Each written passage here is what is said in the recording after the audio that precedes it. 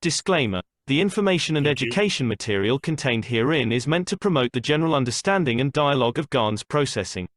Such information is not meant or intended to serve as a substitute for a healthcare professional's clinical training, experience, or judgment. For patients and individuals, such information is not to be a substitute for professional medical, therapeutic, or healthcare advice or counseling. For medical issues or concerns, including decisions about medications and other treatments, readers, viewers, listeners should always consult their physician or, in serious cases, seek immediate assistance from emergency personnel. Prescription information, procedures, and use of medical devices information should be undertaken only by properly trained and certified medical personnel.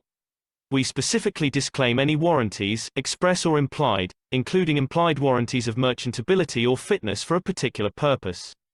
Such information is provided, as is, and is believed to be accurate at the time of its publishing, but it is the viewer's job to evaluate the accuracy of any information found in this presentation. Every case presented is of their own experience, applied by themselves for themselves, and it applies to their case only. Every person experiencing health problems should seek professional medical advice and consult their course of treatment with a doctor. The processes of plasma balancing described herein are a natural process which supports the body but does not replace medical advice or therapies one is already subject to.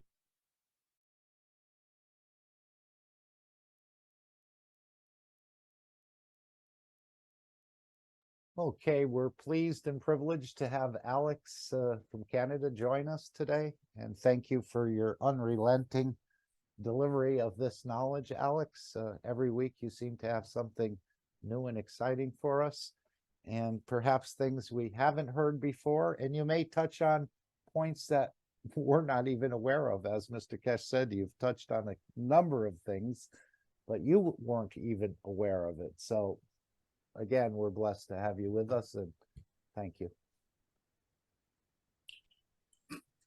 And thank you very much, Mark.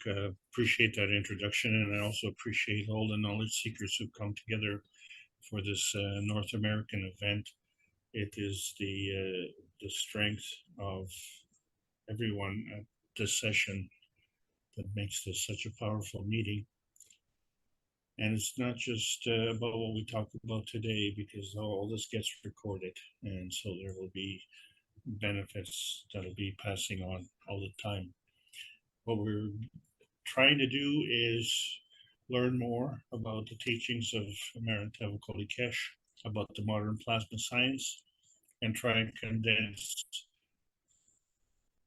over 6,000 hours of teaching into something that is a little bit more bite-sized. And although I'm trying, it's not always a small piece. This is the Kesh Foundation Spaceship Institute Teachings on Plasma Science. We're dealing with the Advanced Outer Space series. Today's topic is cosmic rays. My name is Alexander. I'm from Canada. It is June 18th, 2023. This is the Kesh Foundation North America Plasma Education Series. And as you see, we're coming near the end of this series here. We talked about violations, the artificials, vacuum, initiator. Today we're going to talk about the cosmic rays. It's part of all this teaching series that's gone through many levels. And we're trying to put it all together because we're still searching for outer space.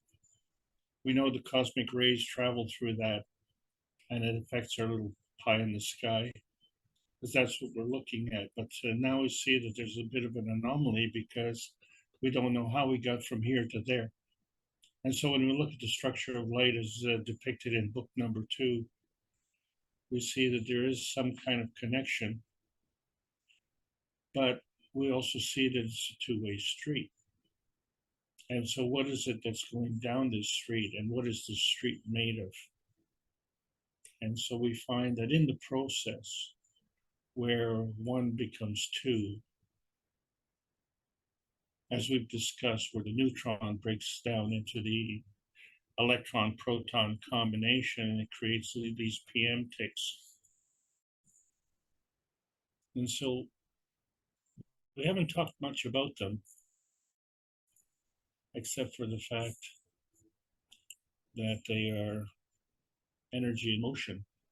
And we're too concerned with our little piece of pie in the sky. We ask ourselves, who is that artificial? And so we find that we can paint a pretty picture with the cosmic rays. This helps us dream of simply irresistible bigger pies. But the problem is it's still just a piece of the whole pie. And so somehow our heaven on earth was initiated. And that initiation transferred into a violation. And it's so severe that many are considering another alternative, and that's to abandon ship. And that's not a good alternative. Our answer is no. Our answer is the same answer with respect to the creation of the universe. We look at how the universe was created. We see that it exists from energy. And energy is always positive. So because it's always in motion, it has to have a charge. The charge represents the motion. And so we see how the charge is created through the universal order of creation of matters as depicted in book number 1, the coming together of the matter, dark matter, and antimatter, and all things are working in combination. And that means immediately that you need another, at least 2. And we found that any combination on any energy level can work as a combination. This is a key point, because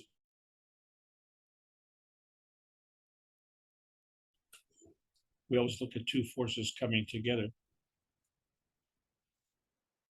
But is it just a dream or is it reality? Well, the reality is that we see our planet Earth here, but at some point in time, we dreamt of it because that facilitated the choice that we made. So we chose our planet. And so the manifestation here is called inertia manifestation. And it manifests itself regardless of time and distance. And so the creation of this dimension, 3 dimensions of X, Y, and Z axis, as facilitated by the convergence of the PM ticks, could literally be anywhere. But those are all the possibilities. But we know that there's an initiator. And so there was an initiator for this Earth space, and there was an initiator for our man space.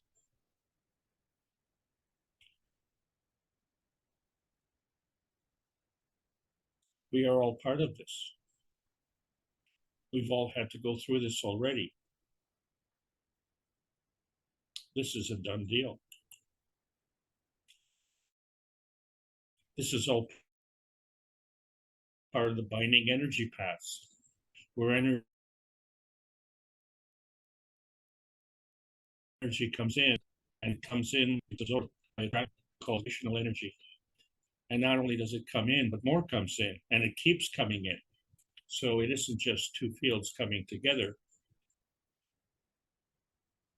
but it comes together on different energy levels. So the energy binding is important because that's part of the feeding system. But we have an opportunity to make some choices, and these choices are inertia choices. But they don't operate in a vacuum.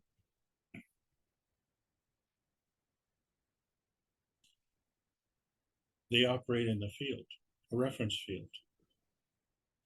That reference field is a manifestation point. And so we forget that we made this choice already. But we've supplanted that choice with another choice to lie, cheat, and steal at the expense of others.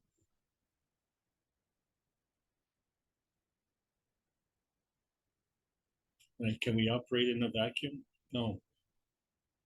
But we could travel through a vacuum. And so we're looking to travel into outer space, and we can elevate our energy paths That's what we have to do.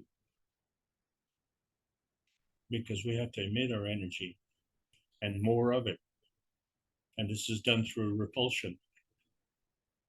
It manifests itself as a magnetical force field. And so the emission and the absorption comes together and it creates a less feeding inertia.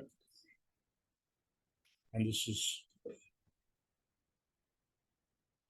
is part of our decision-making process.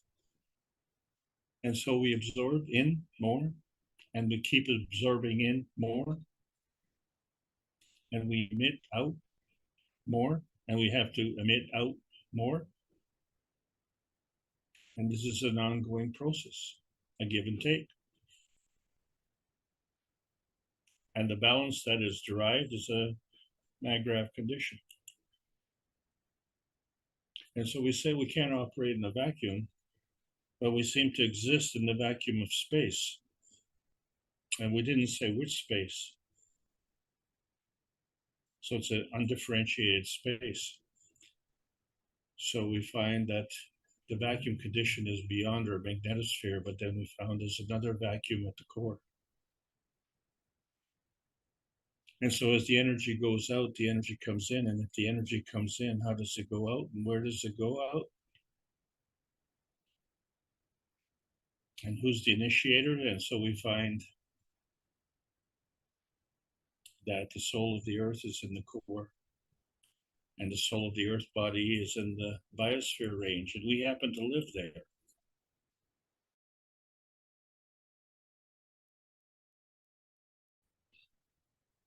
And so before we understand our world, we have to understand the plasma world. And so there's a plasma feeding world where the higher strength feeds the weaker strength.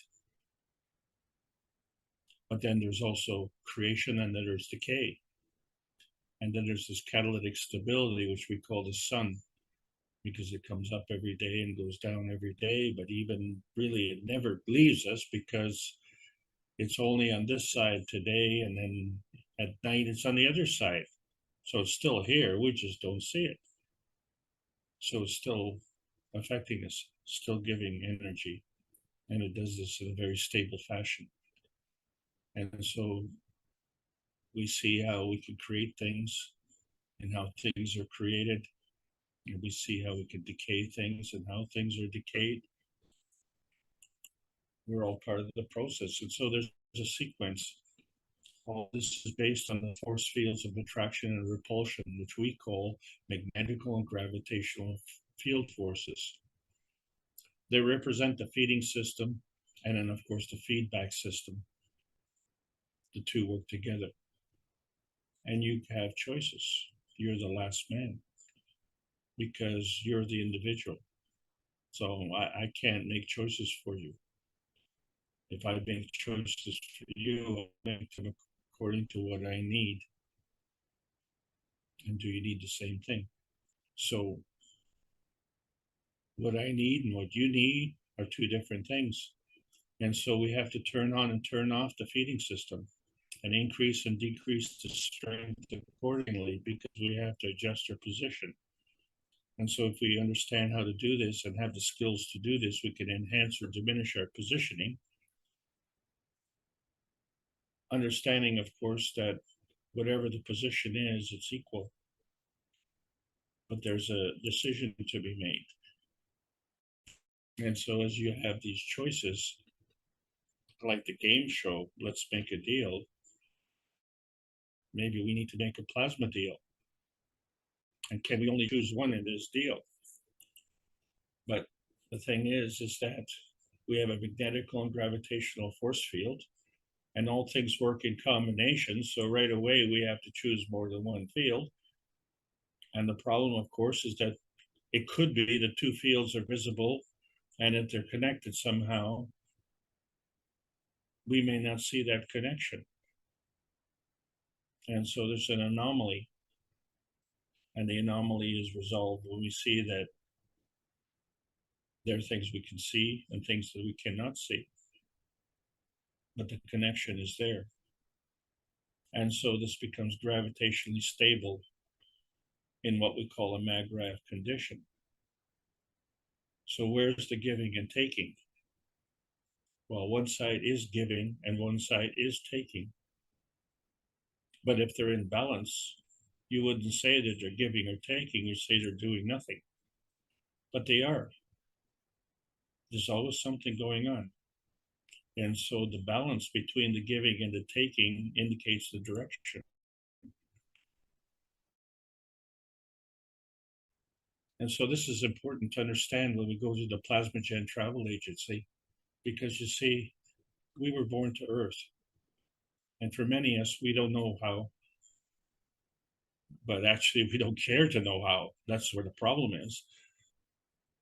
Because we were born for a reason, and many of us don't know why.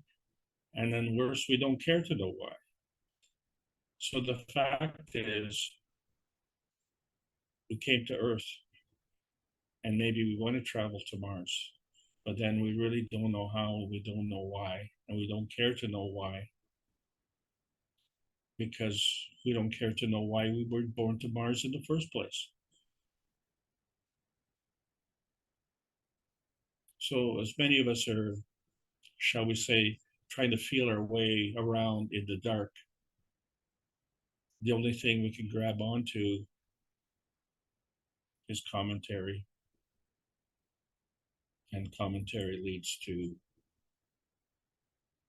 insults. And you cannot insult the ignorant. That doesn't solve anything. But you can certainly insult the soul. And that becomes sometimes the motivation that you need. Activates the revenge of the soul. But what is the soul trying to revenge? Is it an avenger? Or is it trying to fulfill the intentions of the cosmic rays? Because it's the cosmic rays which come and they generally don't come in. They just go right on through. It's as if there's nothing there. But is that true? Because if you only see what's going through and you don't see what's coming in, and we know something is coming in because we create carbogen and we create a nuclear creation. And so in book number 3, where we see the origin of the universe, where we see how we create man's little tiny perfect universe and we have a sister universe. And there's a connection between the two. And how does the energy travel between the two? So we're discussing cosmic rays. So we understand that when we look at isotopes, isotopes are not physical. And take, for example, carbon-12. Carbon-12 is physical. But carbon itself can come into an isotope, carbon-14 or carbon-16. And now we understand that those conditions are plasmatic.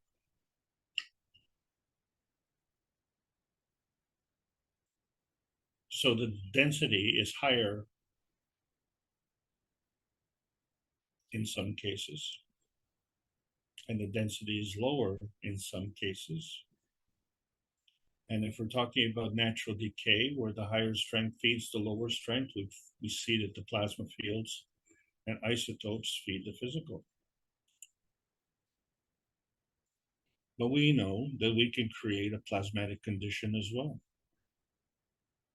And so 2 more isotopes, carbon-10 and carbon-8, and we see that these are in plasmatic condition as well.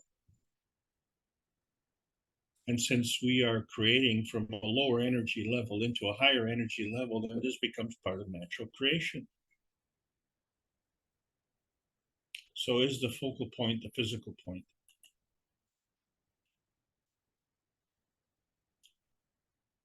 So when we look into our bodies and we want to look at the blood, and we use a somatoscope to see the blood. And it's alive. It's not a photo, it's a movie. You can see how the blood vessels, how the blood cells move. And then in between, you see these white dots. These are the somatids, some of the tiniest particles in the physicality. But are they in physicality? They're visible as a representation of the somatoscope. But where do they come from? And so we know 100% that they come from within the blood cell. And so we see that between the blood cells, of course, is this vacuum condition. And clearly from this picture, you can see there's nothing in the center of the blood cell either. So the vacuum condition is within the red blood cell also. So the only thing that's gravitationally stable is the blood cell itself and the somatid.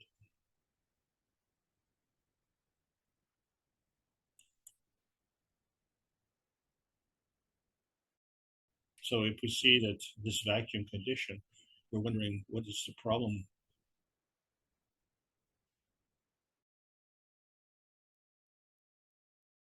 With a lot of people's thinking, is there a vacuum condition in the head?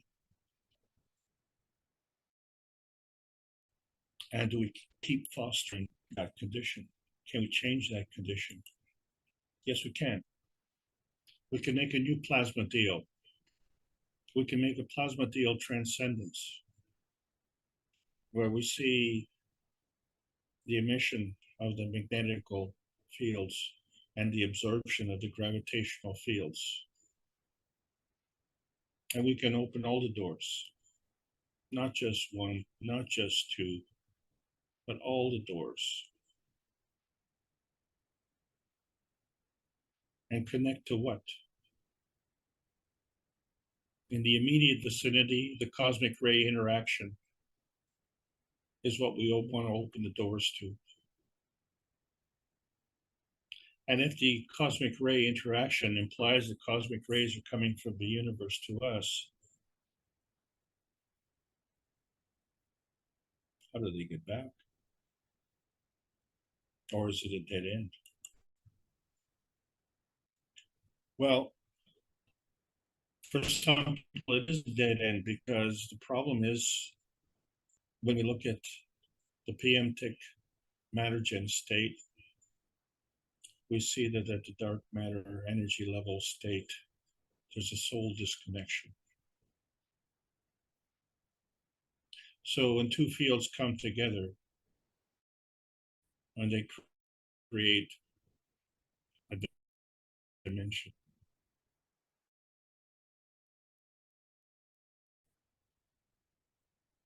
but we just said that we can open all three doors.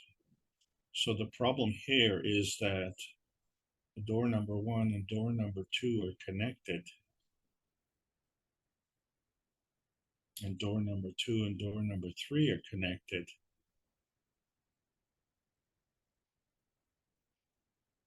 But door number 2 is not the same door as the other door, number 2.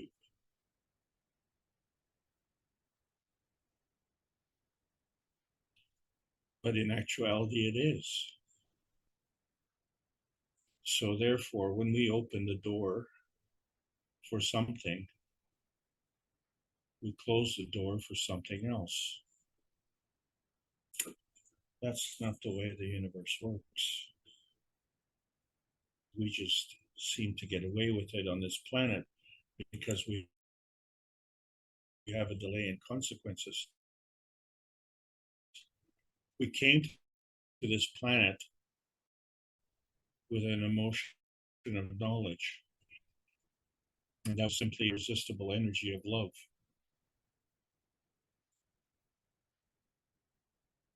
So we have this magnetical attachment from where we came to where we came to, And in that process, we have to maintain that gravitational stable conformity.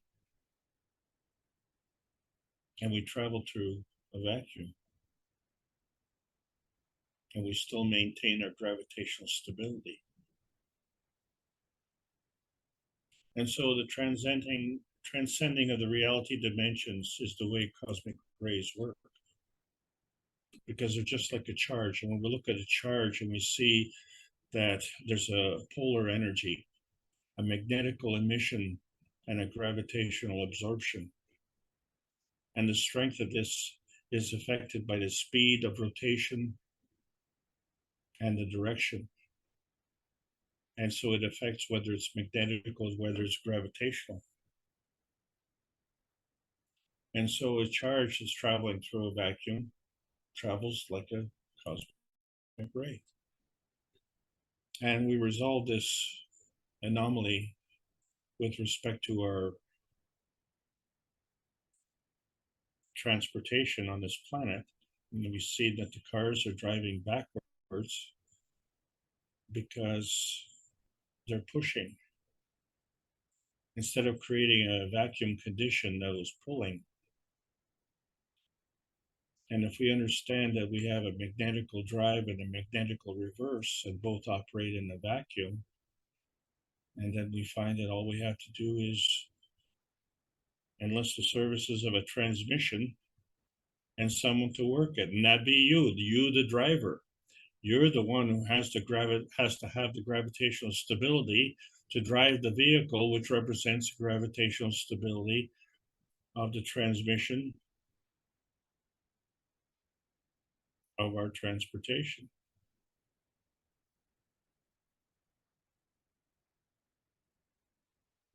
But that doesn't get us into outer space. But it does get us moving.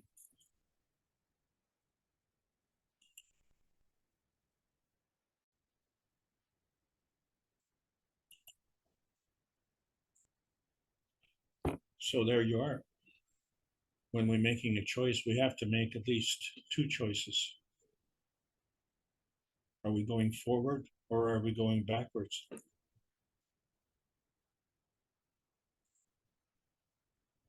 And sometimes you have to go backwards to go forwards. It's what they call the two-step. In order to go 2 steps forward, you have to go 1 step backward. And sometimes the best way is just to turn around. It all depends on your position.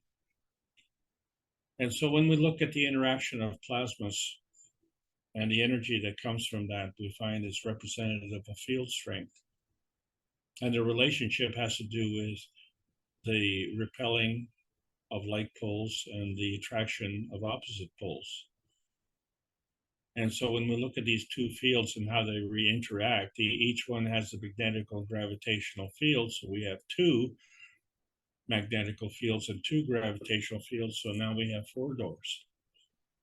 And in it, we create a 3rd field. And that field itself has to have a gravitational stability. And in that form, we call it a maggrav.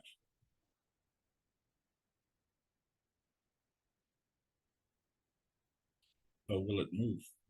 Or will it just stay there? So the gravitational stability represents the balance. But the difference in the repulsion represents the direction. And so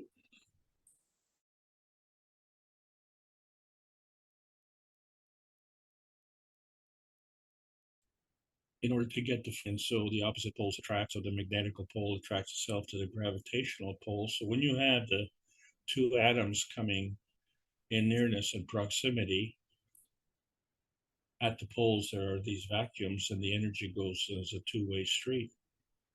And so they will combine at the shortest path length.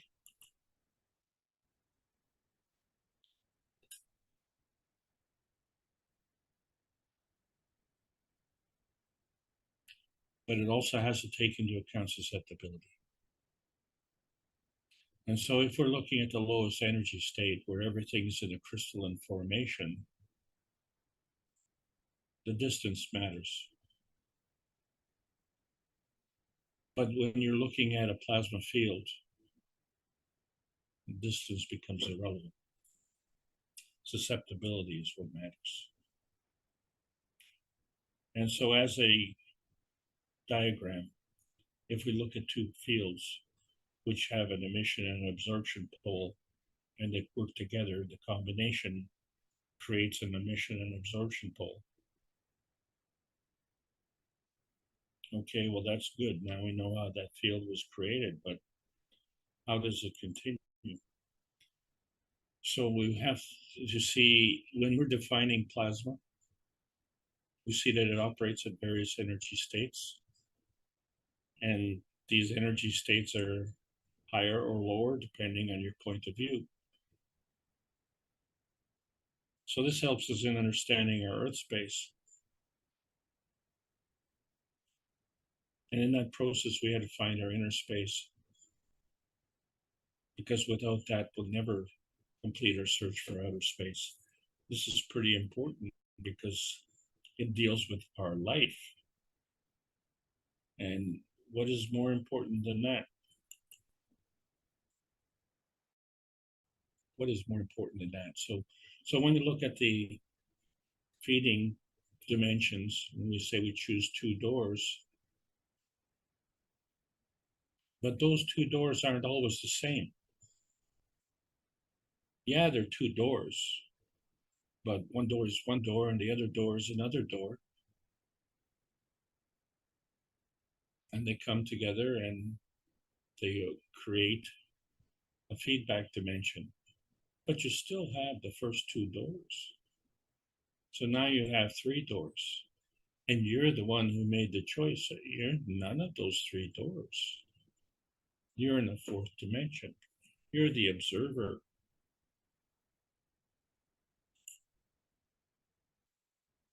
And so we have to understand this when we're looking at what happens to the cups of life and why they're called the cups of life. They're not called the cups of Gans. They're not called the cups of pandemic. They're not called the cups of wires and nano-coated copper. They represent the core space, that inner space, that emotional strength, that non-tangibility that we see how that energy goes from the isotopes in the plasma state to the element in the physical state and back again. And then we find we can go from a lower state to a higher state, or we can stay on the same level. And we can go up or we can go down, and who gets to make those choices? And then what happens when you have a combination? Well, don't you just change the game? Well, yes, you do. So you get to make the choices of which ones you pick. And then once you make that pick, you create a manifestation which you have created. And that has to interact with another manifestation which you have created. And now what happens? Well, now you have two more doors. And when you open those two, you'll have a third. And you're none of those three doors. You're the one opening the doors. And so we see that there's a conversion. We're taking physical elements in the cups of life and we're creating Gans. And the Gans that we're creating is not in the physical elements that we put in there. And so where does this energy come from? So we know that there are isotopes, and we know that things work in combination. And this is why we're talking about the cosmic rays, because that's the picture that's missing.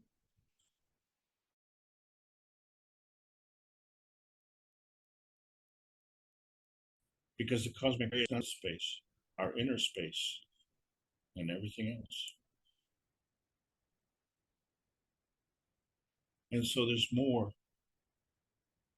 So when we look at the Gans radiance manifestation within the cups of life, we see that we've gotten CO2 GANs, calcium GANs, zinc GANs, copper GANs, water GANs, and amino acid GANs.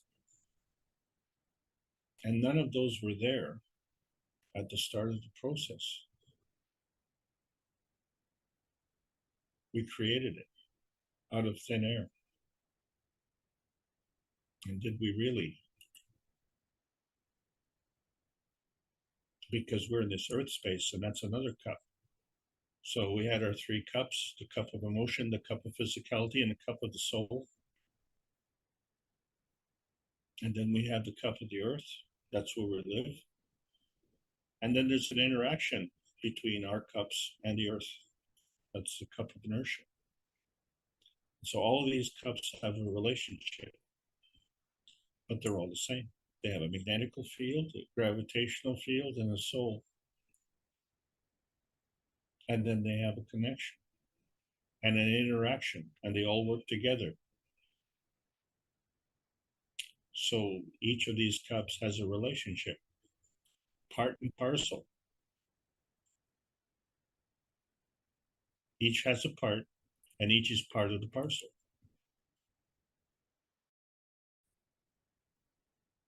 And we're able to transcend the different energy levels.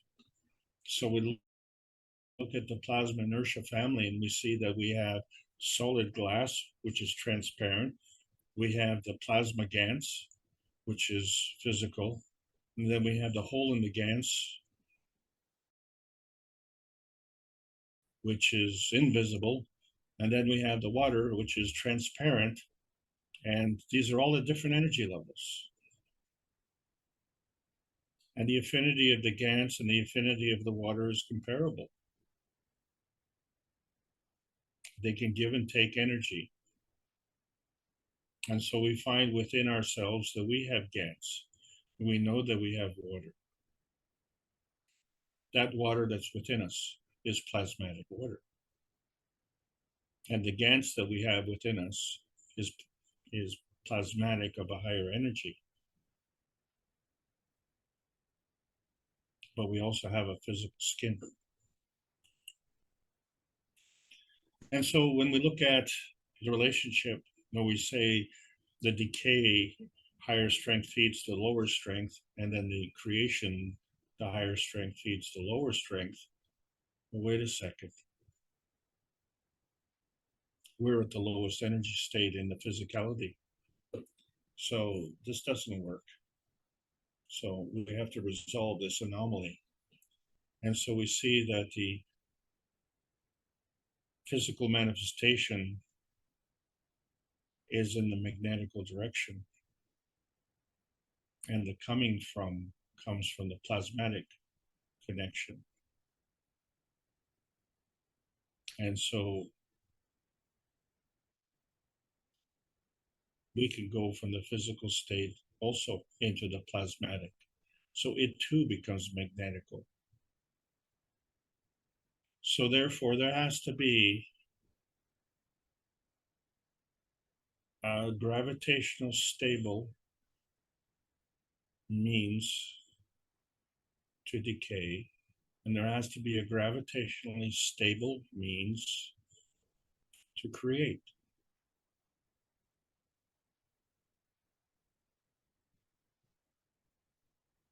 And we have manifested this in the physicality, which is called materialization. And so the reason the isotopes are isotopes is because they are not manifested in the physicality. They are manifested in the plasmatic reality. And so when we look at the carbon-14 as the connection, we find that there's a similar connection and relationship between hydrogen and oxygen. And so we find that the hydrogen is very acidic and the oxygen is very alkaline. And so the carbon connection in between the two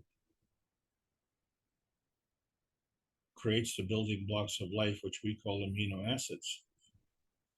The amino acids are just one GANs, but there are many other GANSes.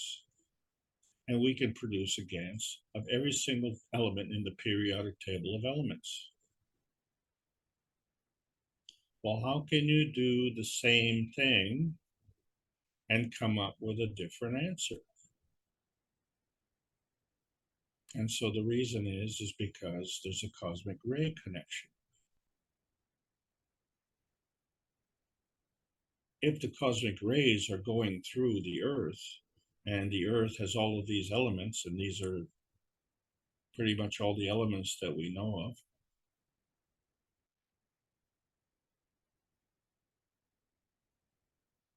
how do these elements get created? And so that's the missing part. These cosmic rays are feeding these elements. So they're gone. What's left over is the cosmic rays that don't get here. So when we see the cosmic rays going through us, it's because they're not part of us. So the cosmic rays that create the periodic table of elements are consumed within those elements. And so just like the way we make the cups of life, we created a pattern and we created something else by drawing the energy in. And so the cosmic ray connection is the energy that comes in. And the connection is the carbon-14.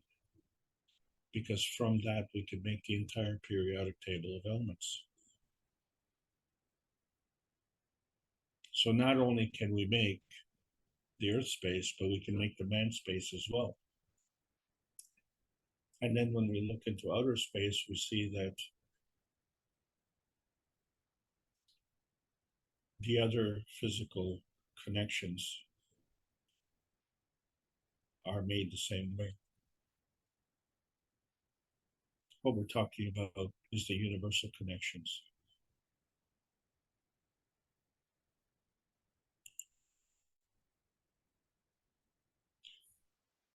Well, let's look at our creation. We have these phospholipids, which are taking these two essential fatty acids and joining them at the head. And these heads are hydrophilic, so they like water, and the tails are hydrophobic, they repel water. And these form the skins of our cells. But these are plasmatic because they're inside us, and we are plasmatic. So the skin of the cells is plasmatic, but our skin is physical. So there's a difference. But the only difference is whether it's physical or plasmatic, but the similarity is that we have a magnetical transition layer and a gravitational field outside and a gravitational field inside. So our gravitational field outside would be outside of our skin, and our gravitational field inside would be inside our skin. So the exchange that keeps this balance is magnetical.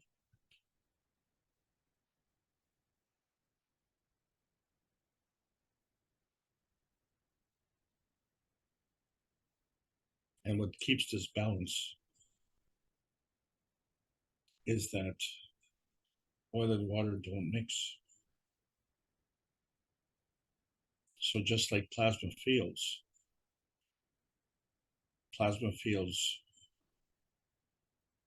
can absorb each other, or plasma fields can repel each other. Plasma fields can create a barrier as well. And this is important. And so that means that there's a discrimination that's going on.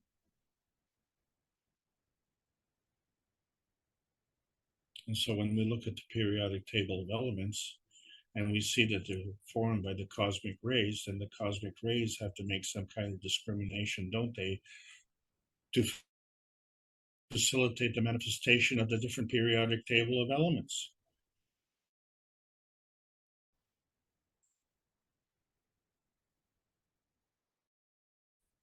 So each element is a magnetical gravitational construct, and it's gravitationally stable in a physical state, but it doesn't have the same mass, and it doesn't have the same conformity, it doesn't have the same properties. And isn't that interesting? Because when we look at our cells, we have 70 trillion cells in our body, and they're not all the same. And, you know, we have skin cells, but where on the body is that skin cell? Is it on your toes or is it on your nose? It's still a skin cell, isn't it? But then we have other cells. We have kidney cells, we have liver cells, we have bone cells, and we have brain cells, some more than others. So, you know, these are all cells. But what was the transmutation initiator?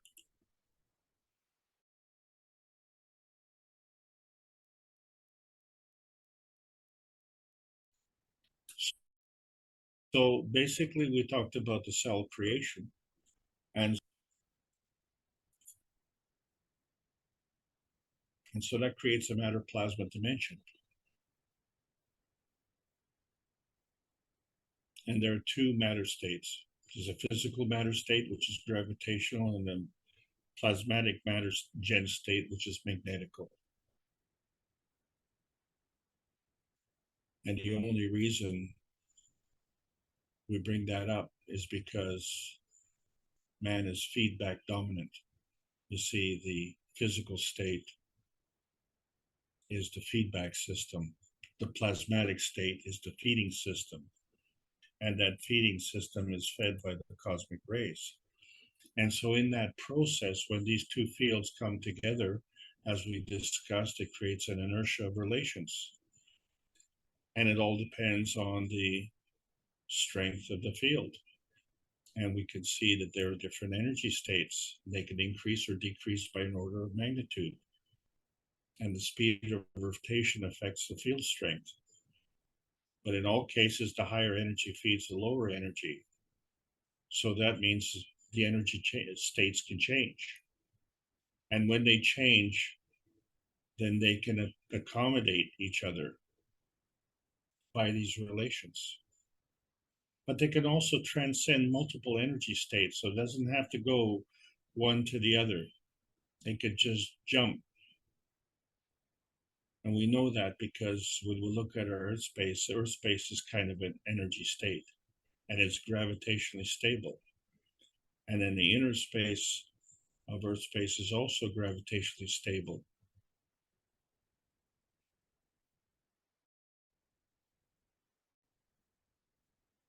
But the whole creation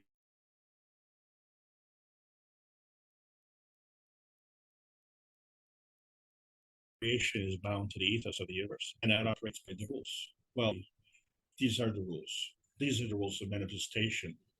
It's some of us choose to operate by different rules, or so we think, because there's a perception. There's a perception of the reality. And so the formation of any field is this manifestation.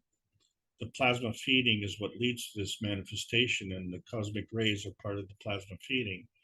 And so any manifestation could be non-tangible or tangible or non-visible or visible. And the emotion of presence is also a form artifact. And this is all energy in motion at that manifestation point. And that manifestation point is either a plasmatic reality or a physical reality. And it has a choice. But it is always a plasmatic reality. So therefore, there's change that's possible, which is how we go from the launch field to the target field. And that all depends on what it is. So if we look at the initiator seed, And so our seeds was the glint in daddy's eye, wasn't it? But when you look at a pumpkin seed, how does it become a pumpkin? That's a ridiculous metamorphosis. And so we see this transmogrification, which is an extreme conversion. So we have an embryo, and a pumpkin has a seed. So are all cosmic rays the same? Because that's where the seeds come from. The energy that is given to the seed comes via these cosmic rays. So clearly, if there's a pumpkin seed or an apple seed,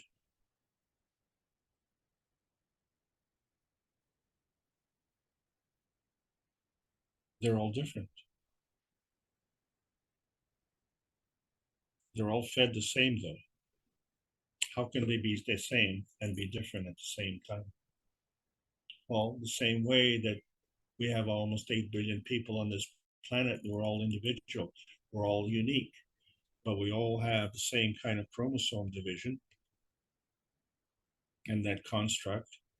It comes from this gravitationally stable construct and it maintains its magnetical balance, but then our cells multiply through division. And so we need these chromosomes because they're representative of our cells. In fact, they are the plan. So how does that plan then manifest? And so there has to be an initiator. So we find that each cell has a soul. So that cell and that soul compared to another cell with another soul, you could say would be the same difference as the soul of the pumpkin seed and the soul of the man.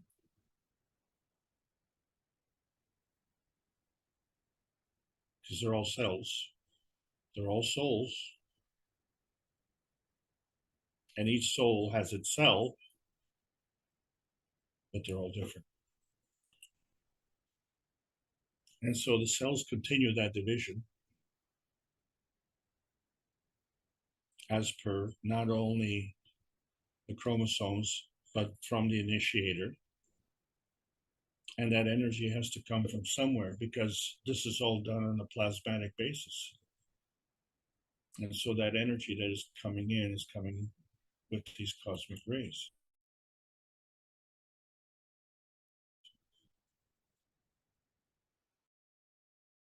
But since all fields work in combination, we find that we have to have a soul of cell body, which is exactly the same as the earth. We have a soul of the earth body. And of course, we have the soul of the man body. And we need this because when we grow, we have to grow into something. And so what we do is we grow into the soul of the cell body. And we need to get energy from somewhere. So the cell growth has to be initiated, and each cell has the replication of the RNA and DNA sequence.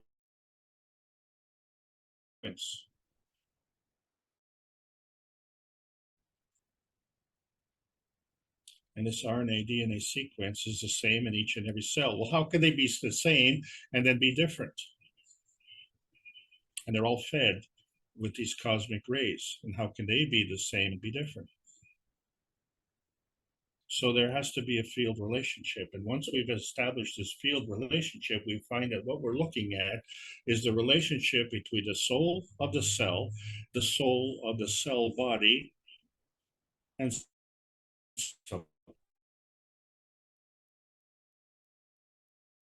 else. Has to be something else, because otherwise there's no difference.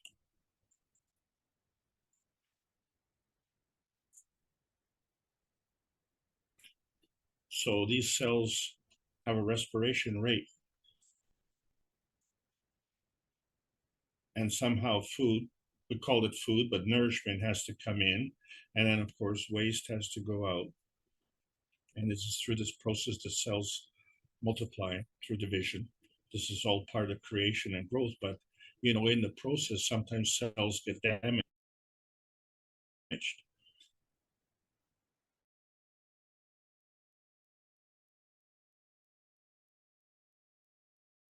And so the damaged cells need to be repaired, but some cells can't be repaired because of decay. So this is all part of the cell respiration process. And it's a good thing that, you know, we're not in charge because there's 70 trillion of them. And, well, we would just get awfully tired if we couldn't delegate this work. So we delegate this work to the cells and let them grow. And then once they grow, you find that it's not the same.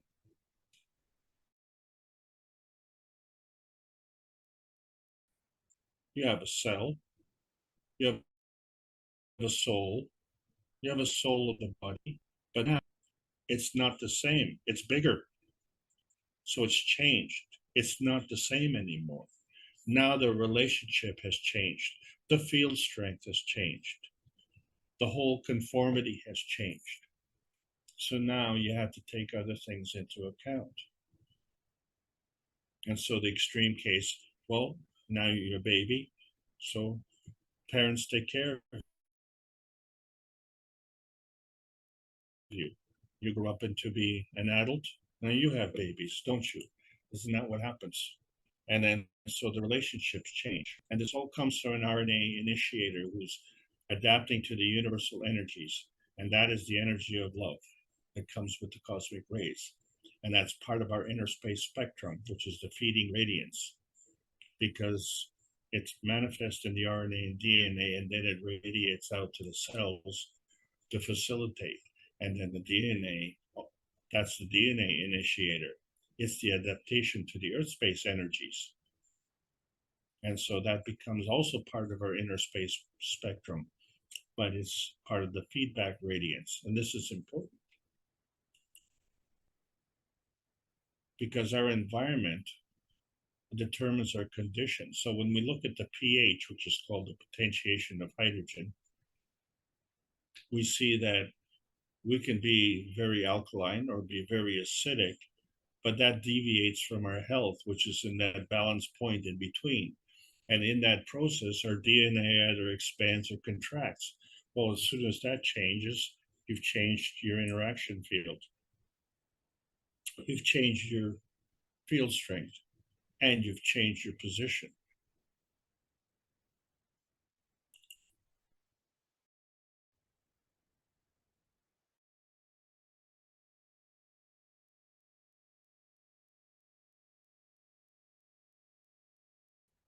And so this is what we say.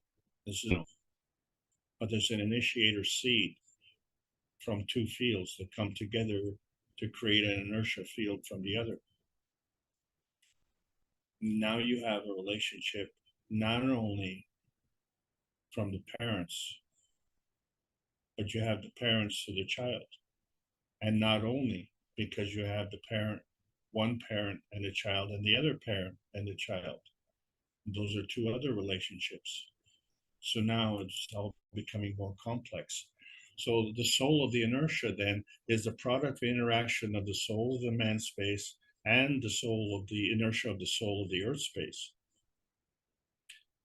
And that has to take into account the inertia of the soul of the humanity family.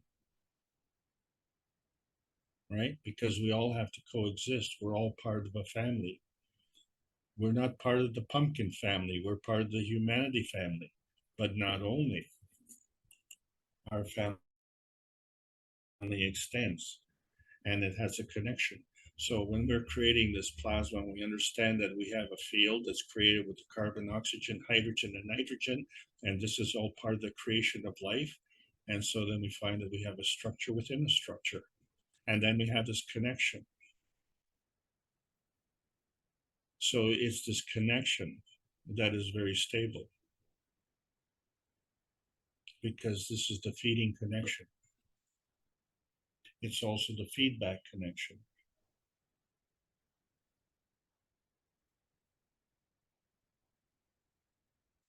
So does that mean that there are two manifestations?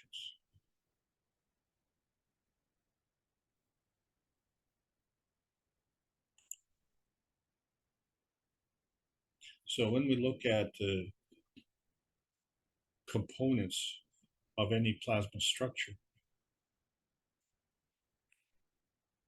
we have to have a balanced mag-grav condition. It has to be gravitationally stable. And it has to have a reference, where it's going to, where it's coming from. And there has to be a difference so that there's movement.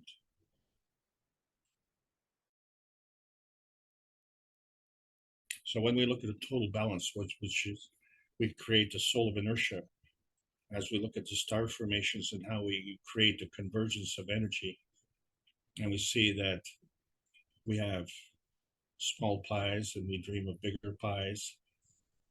And by adding to it, we can add to it and still have that gravitational stability. It isn't just a house of cards, it's very stable because there's energy coming and there's energy going. And the rate affects everything. The rate affects the field strength. The rate affects the energy state. And the rate affects the position.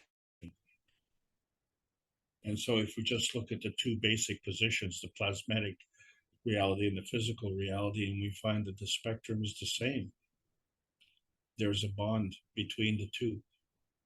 And since we look at the periodic table and all the elements are different, and we look at the humanity and we're all different, and then we look at the vertical people, we see that they're all different. So the bonding dimension between these two realities is just a vanilla flavor. It all depends on the field strength and the susceptibility of the attraction and repulsion of magnetical field forces.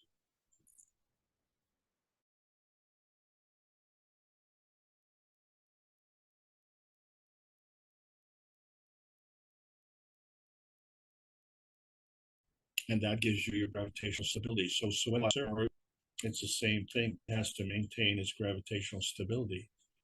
And wherever it's going, it all depends on the field strength. So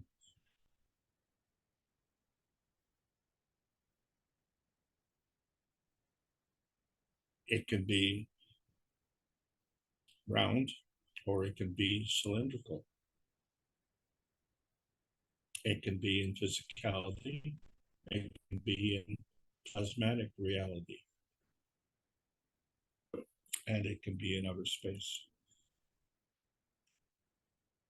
But our space is the Earth space. And so when we're looking at our space here, we have to understand that our space has a soul of the Earth relationship. And we have to understand that the soul of the Earth has already taken into account the soul of the Sun. But not only, because it also respects the soul of the Earth, the soul of the man. Sorry, so the soul of the Earth respects the soul of the man and the soul of the Sun. Well, how did these souls travel? Well, they traveled through outer space. And at some point they had to manifest. And so there had to be a choice, and that choice was the soul of the Earth body. And as such, we have soul of the man body also. And it's from there that the Earth space created its physicality. Now we could create our physicality. So not only there's a sequence, but there's relationships. And so how much do you take into account? It all depends on the situation.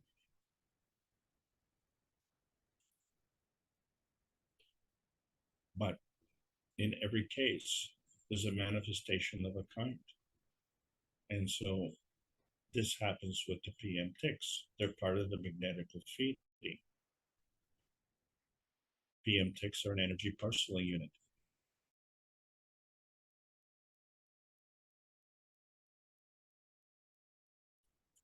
And they are ubiquitous in the inner center. diverging all over the place. But what's the source? So our immediate understanding is the sources from the sun. So that could be one source, but is it the only source? Because in order to create this plasmagen conversion, there's a coming together of the principal matter, the transition matter, and the convergence matter. It creates a gravitational maggrav condition. But where? And so in our case, again, let's talk about the Earth. And so that becomes our feedback position. So our position and our feedback position creates another field interaction, which is the inertia field. So if we can create a inertia field in our Earth space, we can create an inertia field in any space. And so how do we do that? There has to be a connection, right? And so fortunately for all of us, is we all live in the universe, so there's the carbon-14 connection, and then how does it pass through? And so we find that these are rays. And so when we looked at the plasma dilution, when we've seen how the neutron creates the electron-proton combination, but it also releases these PM ticks. These are ray motions. It's all part of creation, but you know, when you create something, you also create something else. We just happen to call it decay, but it's still creation. And so you can create something of a higher energy state and something of a lower energy state. But since you created, you're not any of those states. You're that bonding state in between.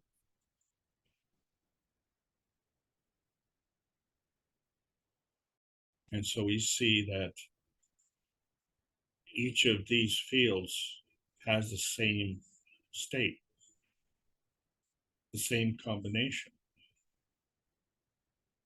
So regardless if it's a proton or if it's an electron, and the electron-proton combination is the same thing. You have your matter state, dark matter, and antimatter. All works in combination. But not only. And this is why when we say one and one, it's not necessarily the same one.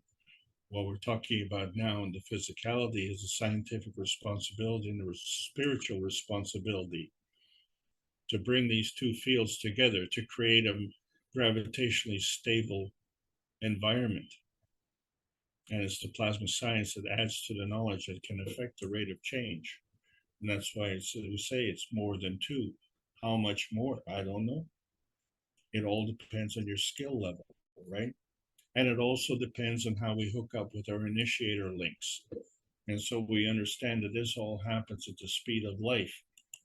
And the speed of life has no speed limit. And so if we understand the plasma dilution theory, and so when we look at the model of the maggrav positioning reactor, we find that it's quite complex. It doesn't just involve one relationship. This is just one and another one. And so each one of these has to get fed. And each one is different. But they all look the same, but they're in different positions. If they are in different positions, there has to be a reason. There has to be a reason for them to be in a different position. So they're same in terms of energy state, but they're different in terms of position. And that difference comes from the feeding. And so each one is absorbing cosmic rays. And so that particular flavor of cosmic ray comes to a specific point. And so we find that gravity seeks density. And so these cosmic rays are coming to a gravitational field. But they keep coming and they keep coming, and they come from all different directions, and they come with all different field strengths. So they don't all necessarily come at the same place. It all depends. And so if you feed and they keep feeding, we have to understand that as soon as they get fed, it's changed the whole thing. It's like you go to dinner and you're hungry. You take the first bite of whatever you're eating. You are now less hungry. You're still hungry, but you're less hungry. You're on the road to being more full. You're not full, so you keep eating. And then what are you eating? Well, you have variety. And this is the thing with the cosmic rays. They come in different varieties. And how do they choose? Well, there has to be a common denominator. And so when they do that, they determine it. Their arrival is based on the radiance inertia of the field that was created. And that field is susceptible to the initiator. And the initiator that created the cosmic ray.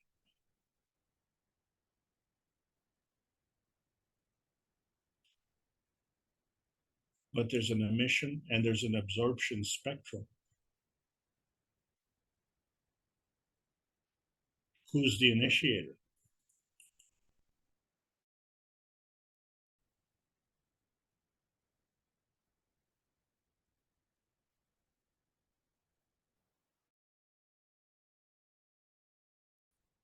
What happens now, if you add, does that change the flavor? Or what happens now if you bring a new flavor? That obviously changes the flavor. So if you put 1 teaspoon of sugar in your coffee, that makes it sweeter. But if you put 2 teaspoons of sugar in your coffee, that makes it more sweeter. But I guess if you put a pound of sugar in your coffee, it wouldn't be coffee anymore.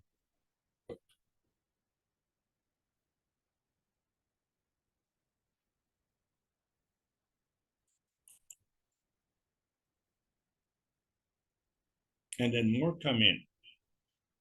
More cosmic rays come in, but do they go to the same place? Well, maybe. I don't know. I can't say for sure if what I'm showing you is 100% accurate. I'm just demonstrating that there are conditions which affect something coming somewhere as opposed to going somewhere else. So it could be the quantity, it could be the flavor, and then it also depends on the susceptibility of the receiver. So if the conditions change, does the receiver change? Well, you could be grumpy or you could be happy. You're still the same person.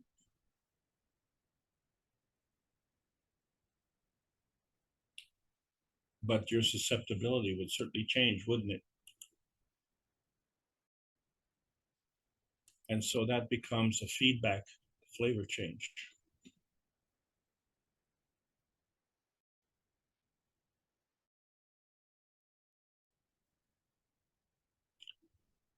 So the energy is coming in, changing the condition, and the energy is going out. Does it destabilize the maggraph? No. It changes the field strength. And as a result, it might change the position. And so now we understand why we can see what's coming in, and not just with our eyes, but our ears, our nose, and our mouth. And so this becomes all part of the inertia feedback vision because what we're seeing is based on our environment. And so everything that's coming, all of these energies that are coming in, are coming through the strength initiated from the cosmic rays. So everything that we're seeing is actually a cosmic ray of absorption. And so we didn't say what strength, we didn't say what flavor, right? It's all coming in, and we process the whole thing. And as a result of that, then we position ourselves accordingly.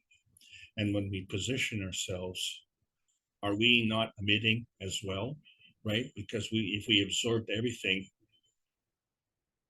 would we grow or would we explode? And so to maintain our maggrav stability, we have to emit these rays, these cosmic rays. But these cosmic rays are operating on a plasmatic field strength. So this is the plasmatic reality versus the physical reality.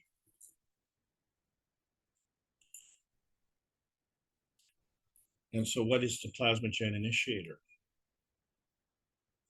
So somehow we are always having this space-bound connection. And so when we talk about we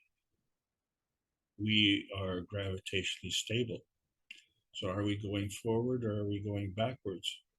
Are we going left or are we going right? Are we going up or are we going down? Or are we staying here and going there?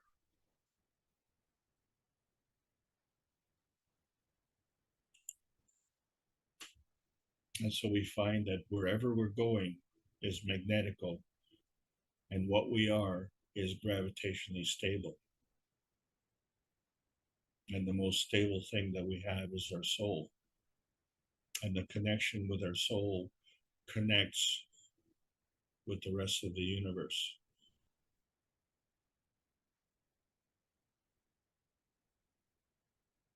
And that connection is gravitationally stable as well. So our star formation has a stability and a connection to another star formation, which has a stability and a connection. And the connection, therefore, also has a stability. And so we resolve this initiator from all the fields, because we have these chromosomes, this RNA, this DNA, and we have this cosmic connection. And so we find that each and every element is contributing to us, but in different sequences. That's all. And once it's here, it's gravitationally stable, and then we add to it. And this is called growing. And this is how our man space is growing. That's why you arrived here as a baby and you leave as an adult. And the coming and going is always in a plasmatic state, but now we're breaking through the new science, which shows that not only we can leave in the physical state, but that this science is new to the universal community as well.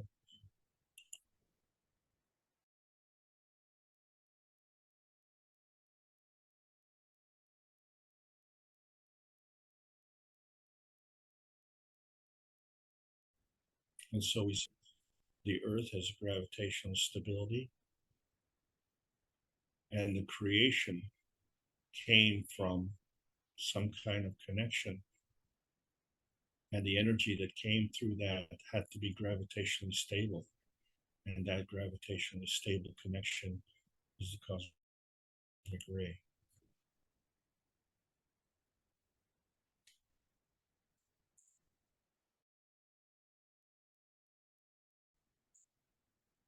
So as we remember from Keshe Plasma Reactor Group, and we've seen the horizontal vacuum rotation, where we have the platform is on the left and it's rotating, but it's rotating vertically. And yet there's a bubble in the middle of the water. This is an experiment to show what happens when you rotate a liquid field inside a sphere. And there it is, right in the center, and it's very stable. It's in a vacuum condition, and it's exchanging energy. So now, when we look at our plasma condition, and we say we are what we emit, and we absorb what we need. And so what we are radiates, and that becomes our feeding radiance. So what we're feeding is actually the emission of our radiance. And that emission is magnetical. And it's in a plasma state. And opposites repel.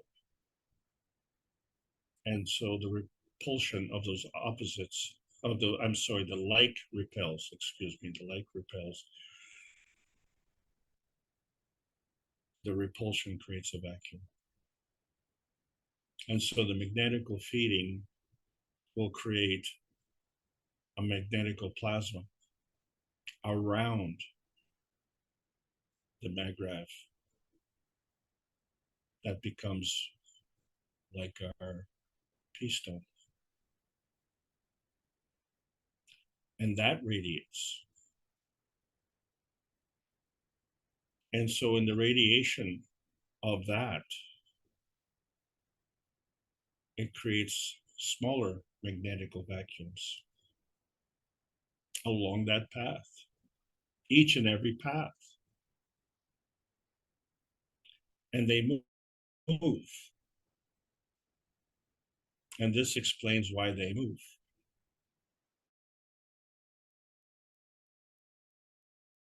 Because they move into that magnetical condition. So each radiant point on this magnetical plasma is magnetical. And like poles repel, and that repulsion creates a vacuum condition. So how do we go from this feeding radiance to this feedback radiance?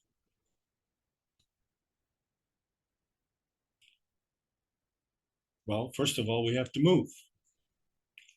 And so clearly there isn't a balance. So once we create this vacuum, then we move into that vacuum.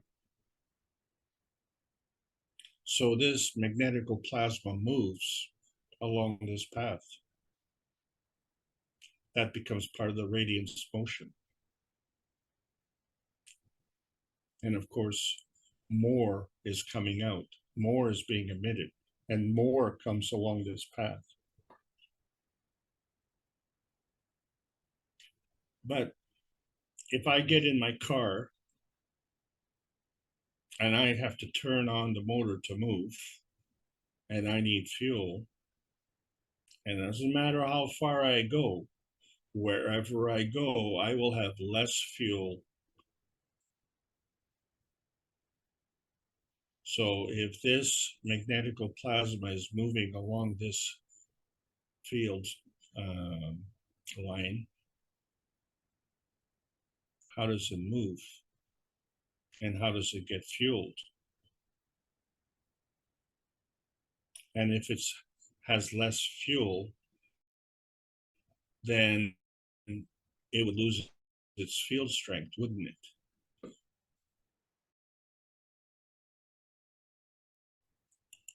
But it's your emission. And it's very stable. And so we find that each one of these magnetical radiance points get fed by this cosmic ray initiation. And that fuels it so that it moves. So that feeding radiance has to have a common denominator with the cosmic ray absorption. So you don't have a common radiance with everyone else. You have a unique radiance. And so the absorption of that cosmic ray is also a unique absorption.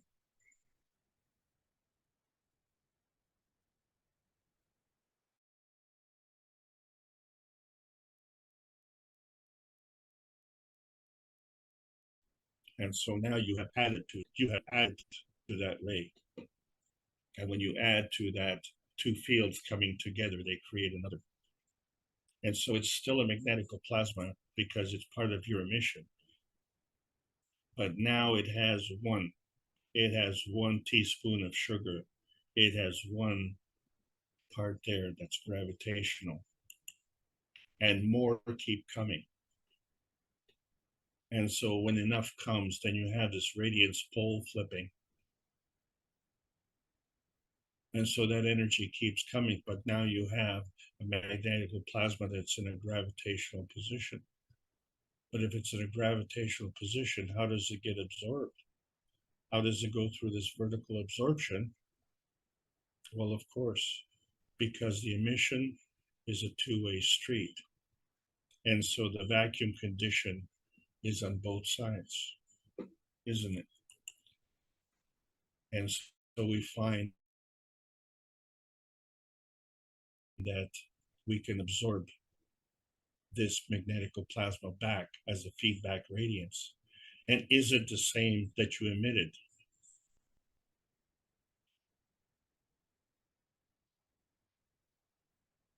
It's enough to balance.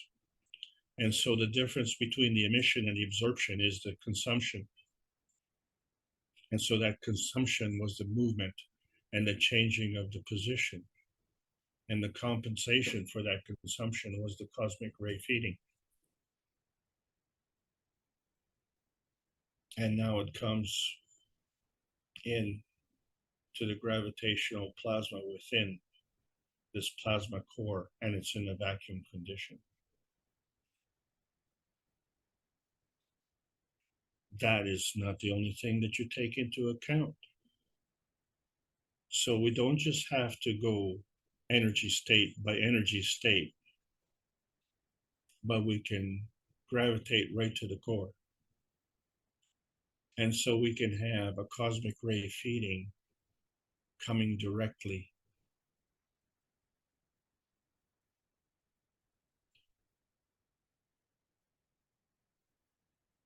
In other words, the cosmic ray can be attracted to the magnetical fields that go around with the soul of the body. And they can also be attracted to the core, the soul of the man.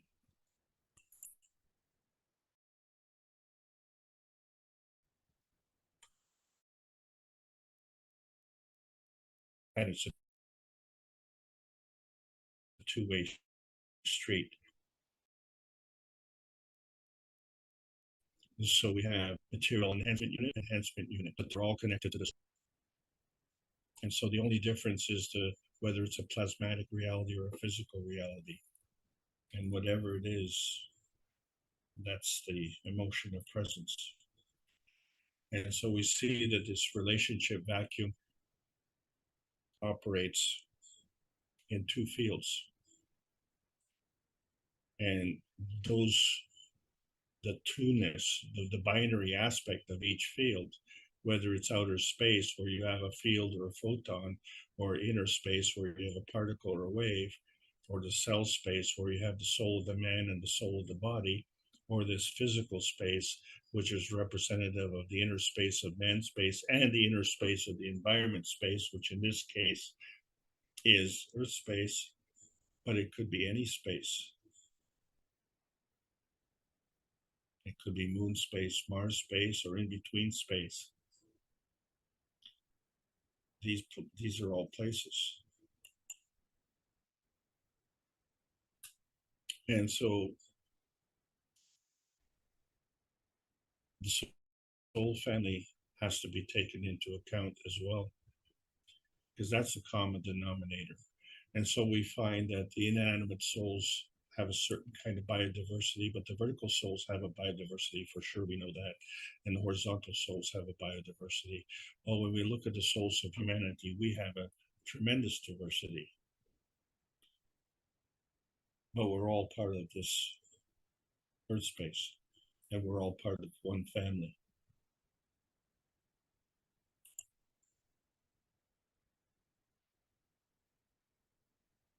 So this is all part of the plasma motion, which connects us to our earth space. And as such, it creates this inertia field. And we need to create this inertia field of peace and prosperity. We're not the peace and prosperity field. We are the contributors to that. We are the initiator. We are the receptor. But we're not alone. So when we're searching for outer space, the only difference between manifestation and physicality is plasmatic manifestation and physical materialization.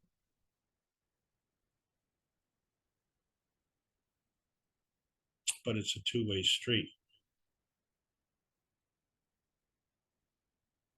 And it can be from point to point on Earth space, or it can be from point to point in some other space, any space.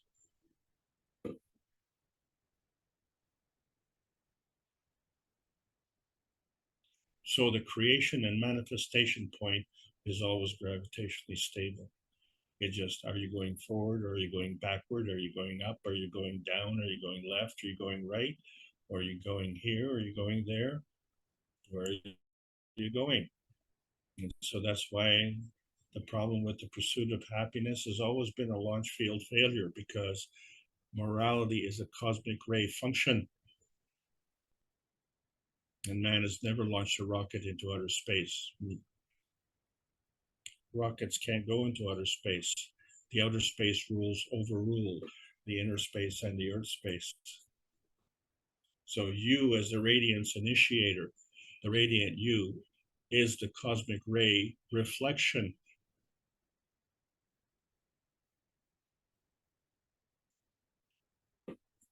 This is all part of the emission and absorption, and it's all done at light speed.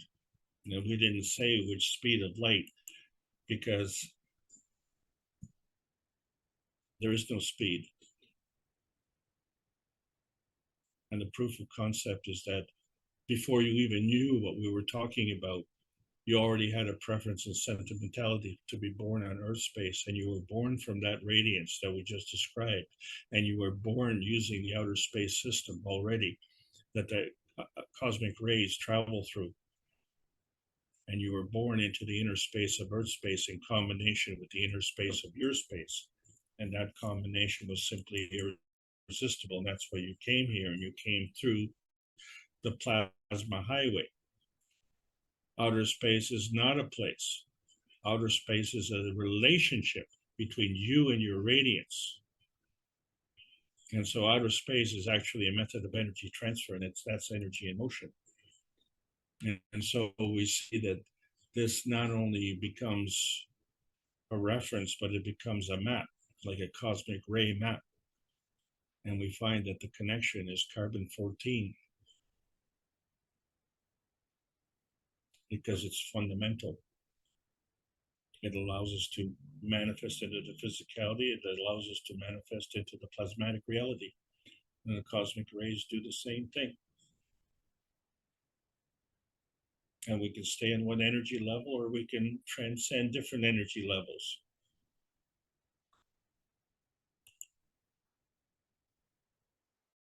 And there's no speed limit, because the only speed limit that we have is the limitations of nuclear science, which says the speed of light is the maximum speed. But morality travels at a different speed. It follows the ethos of the universe, and it includes compassion and courage. These are all part of the creation of life. And that creation of life is manifest by you as well. That's part of your radiance. And so that's part of creation. And so the initiator initiates what? Initiates all sorts of things. And it all goes down the plasma highway. So we can transport ourselves on Earth space, or we can transmute in outer space. And that connection is always this emotion of love. But that connection is not an element that you see in the periodic table of elements. It's an energy pack. So love is not an emotion. Love is energy in motion, and it is simply irresistible. And so you are the dynamic soul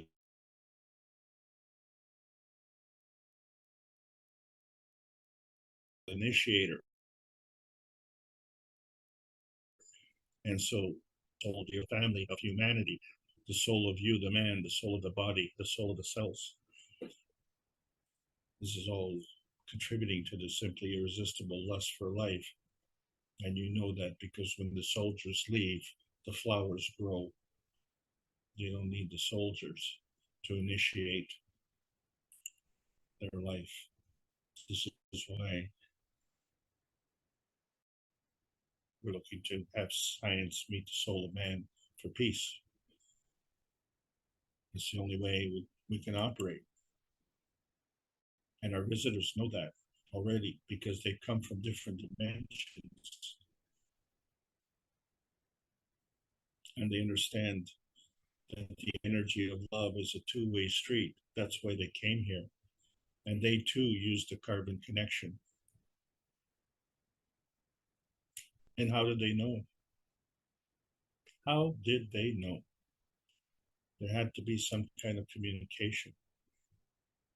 There had to be some kind of peace connection on this plasma outer space highway. And that can operate in the vacuum condition, and it operates at an instantaneous speed. And it delivers the morality. And the morality is gravitationally stable. And that's who you are. And so we have to cross this inner space peace bridge and understand how we go from here to there. Because we're already here. The earth knows that. The earth has its own peace dome. And we can connect to that dome because that dome is a connection between our inner space and the inner space of the earth space. And it's fed by the cosmic rays of the universe. We're in the post June 6, 2022 choices era. It's already our first anniversary, transcending from outer space to the manifestation point of Earth space. And that transparency point of inner space, the inner space of peace and harmony. We have to detach ourselves from the emotions which anchor us to this planet and understand that there's another inertia. It's the radiance inertia. We can give it. We've already received it. It came via the emotion of knowledge. That's the soul space point of view. And that works in conjunction with the man space point of view. That's a simply irresistible energy of love. And so when we look at the energy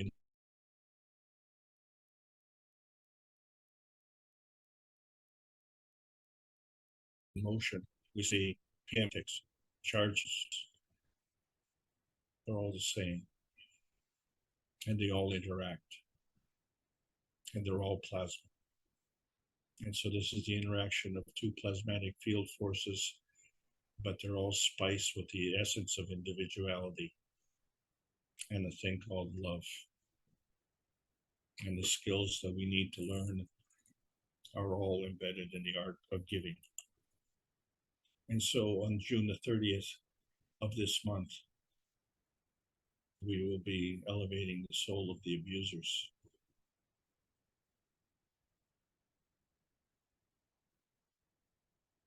We were children. We were all abused some way. It doesn't give us the right to abuse others.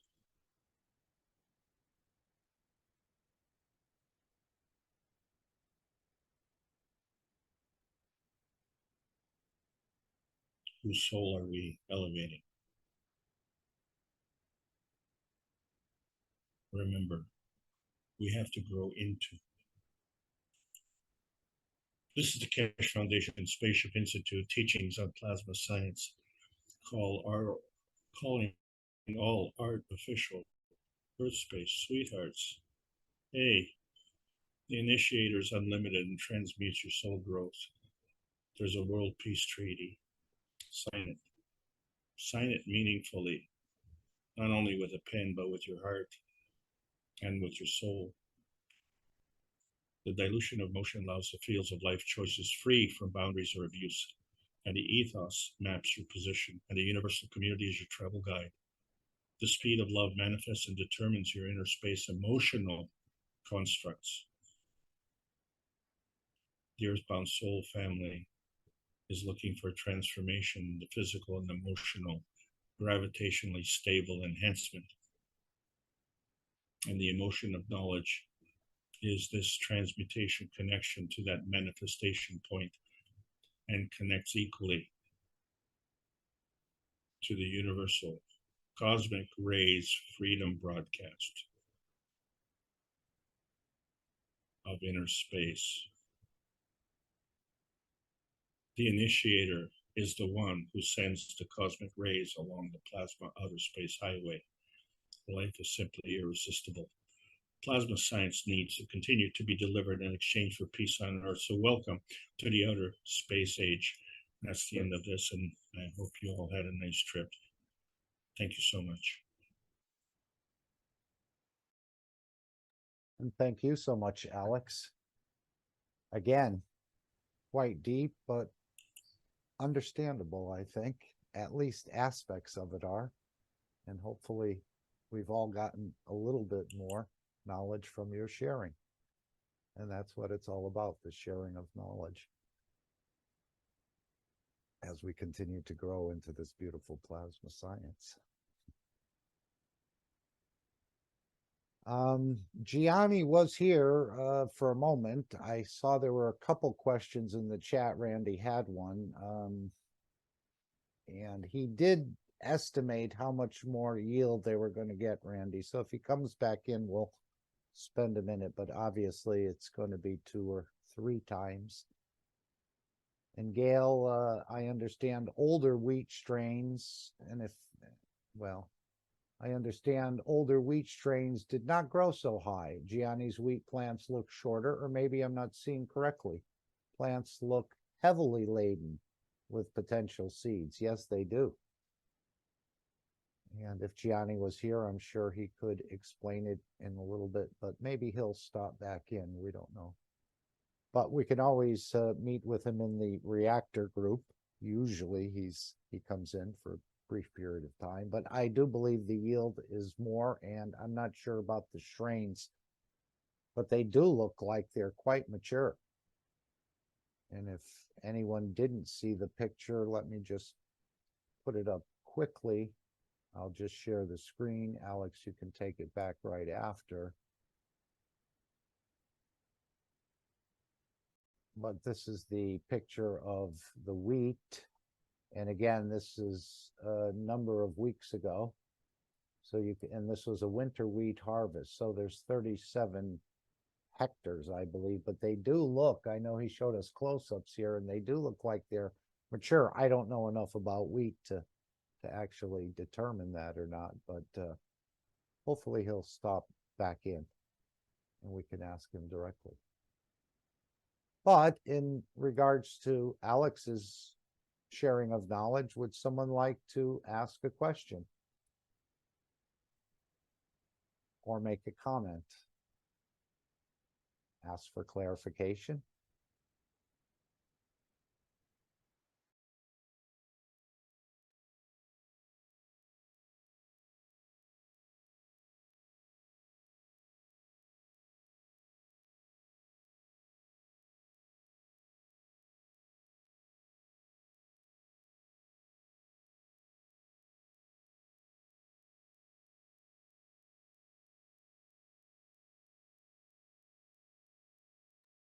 When you were showing the blood cells, Alex, you said there was nothing in the center, but I'm sure there has to be something in the center. This is where the energy source is.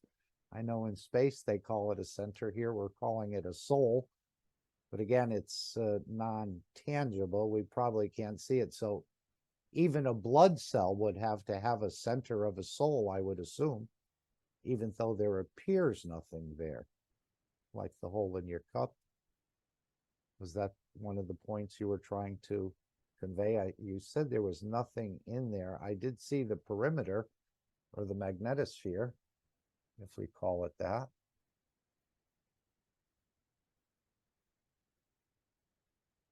Somatids, yes. Again, I don't know much about blood cells, but yeah, it doesn't look like there's anything there. I don't know what sort of microscope took this. You said 30,000 times magnification. Well, that wouldn't be enough actually to see something that's non-tangible.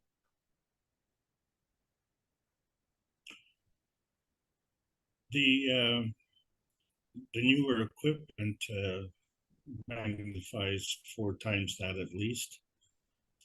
The equipment that doctors are allowed to use is about a quarter of that. They run around 8,000 times magnification.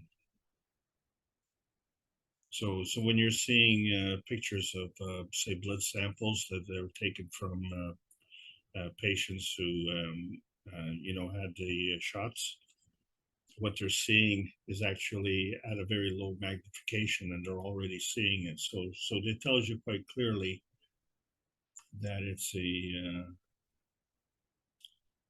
feedback mechanism, and so that would come from a physical condition. So you're saying the doctors only get to look through something that's a quarter of the strength of this magnification?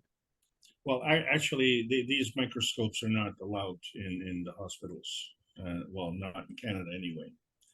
So the other practitioners are using them. People who understand advanced technology, but it's possible some doctors are using it, but the thing is, it's not generally accepted practice. And the reason it's been put at 8,000 is because I think they've allowed that to be legal. And once they go over a certain number, then they're illegal. It's kind of like the speed limit on the highway. Your car can go 120 miles an hour, but there isn't a highway that'll allow you to do that. So, but that is not the plasma highway. The plasma highway can go much more. But the thing is that this is not a magnification in terms of physicality. The somatoscope works with the two fields coming together. So what you're looking at is the combination of these two fields. And in that process, it allows the blood to remain alive. So not only can you look at a slide like a blood sample slide would be in a fixed state. Mm-hmm. And so if you look at this slide, you can't tell what's going on. And you don't know if this is a healthy person, except for a couple of things. And one, there is a quantity of somatids, those tiny white dots. So that indicates that the person is healthy. And the blood cells themselves are whole. They're not clumped together. And so that indicates that the person is healthy. But it doesn't show that the person is alive. And how you see that is because these somatids would bounce off each other like in a mosh pit at a rock concert. And why do they bounce off each other? Well, because they're gravitationally stable and they have a magnetical field around them like a round magnet. And like you've seen some of Rick's experiments where he showed how different magnetic fields are coming together and how things bounce off each other. Well, these somatids do the same thing, and they do in the plasmatic state. And then how are they created? And so we'll talk about that next week. But the point being is that if you're looking at the slide, you don't see the healthy action. But if you look at a slide in motion, then you can tell how vibrant it is. And then you can actually see the creation of the somatids. And then you can see the rate of creation. And this all contributes to the vitality of the person and their condition. This is what you're supposed to see. But then you can see other things. And when you see these other things, generally speaking, they represent an unhealthy condition. And so you need to have this higher magnification to be able to see that. The problem is that you can't see everything that you need to see at that lower magnification. And so that threshold for that lower magnification, and this is just my opinion, so take it with a grain of salt, is that with the higher magnification, we can clearly see that the somatids come from within the blood cell.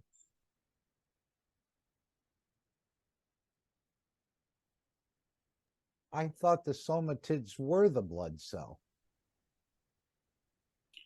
No. No. No, because what you're looking at, the blood cell is a hybrid. It has iron and oxygen and other things.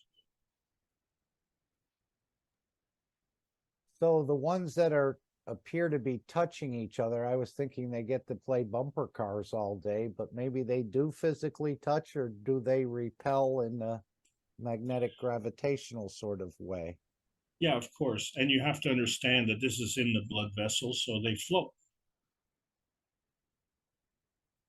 But the somatids themselves work like bumper cars.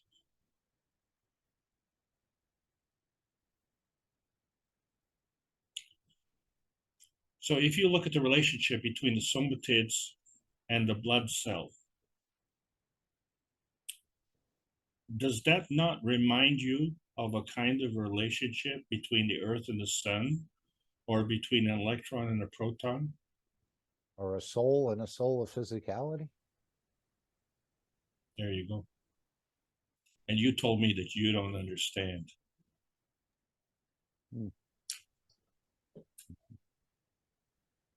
You mentioned the reactor group, and just for your information, Rick said when he rotates that sphere vertically, the bubble stays on top, if I'm remembering correctly.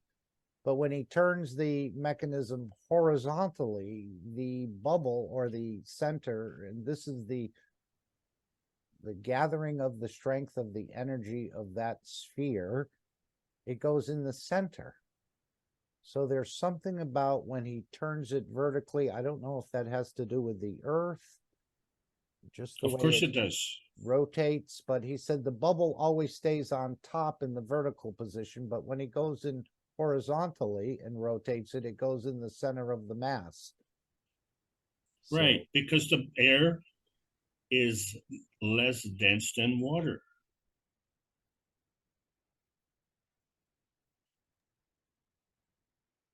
Okay. I was just making that point, that there's some anomaly there. You would think the bubble would be in the center no matter which way it was rotated. But that No, because vortex. there you go. That's right. Plus, you're not taking enough into account. So you're only taking into account cup 1, 2, and 3. You're not taking into account the cup of the earth. And now if you take those 4 in conjunction, they create a field force and a field inertia. Right. That's what Mr. Ketch was saying earlier. I consider many multiple things where we just look at 1 or 2 and try to figure things out. So yes, many different angles and Well, this is a understand it. great point, you see, Yeah. because the cup of life has, let's say, for argument purposes, only four ganses, but well, 6 ganses. But the universal enhancement units have over 400 ganses. And so the interaction of each pair of ganses creates an inertia field, right? So if you have 400, let's say you only have 400 and they're in a row, you would have 399 inertia fields. But they're not in a row. All those ganses are in a field. So one gans isn't just going to interact with the neighbor on the left or on the right. He's going to interact with the neighbor above and below, and all the ganses in the entire reactor.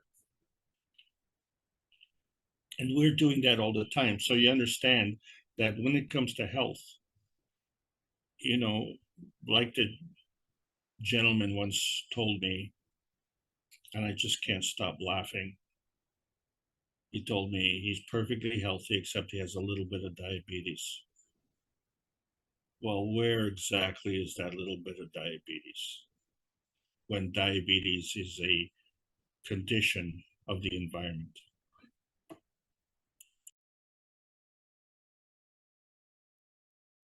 Okay, thank you.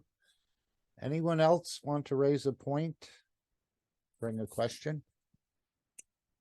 Make a comment?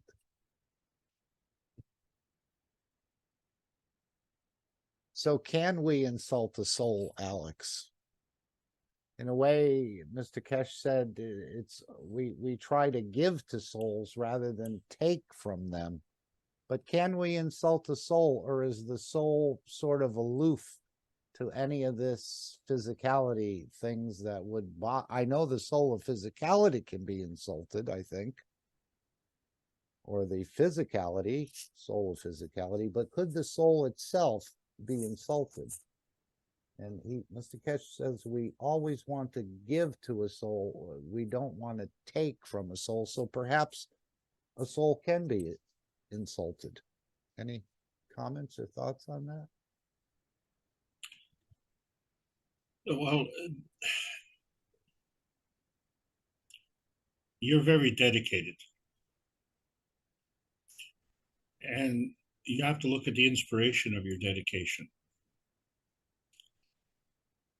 So I would say that the motivation for your dedication has to do with the degree of corruption and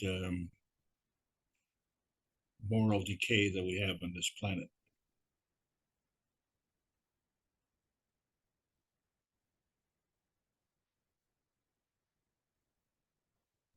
I don't think I'm following you. The enthusiasm for your work has to do with the disgust of your soul.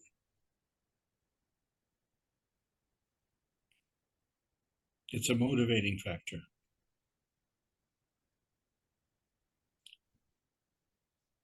Like, I don't understand why, you know, all of our life we have to deal with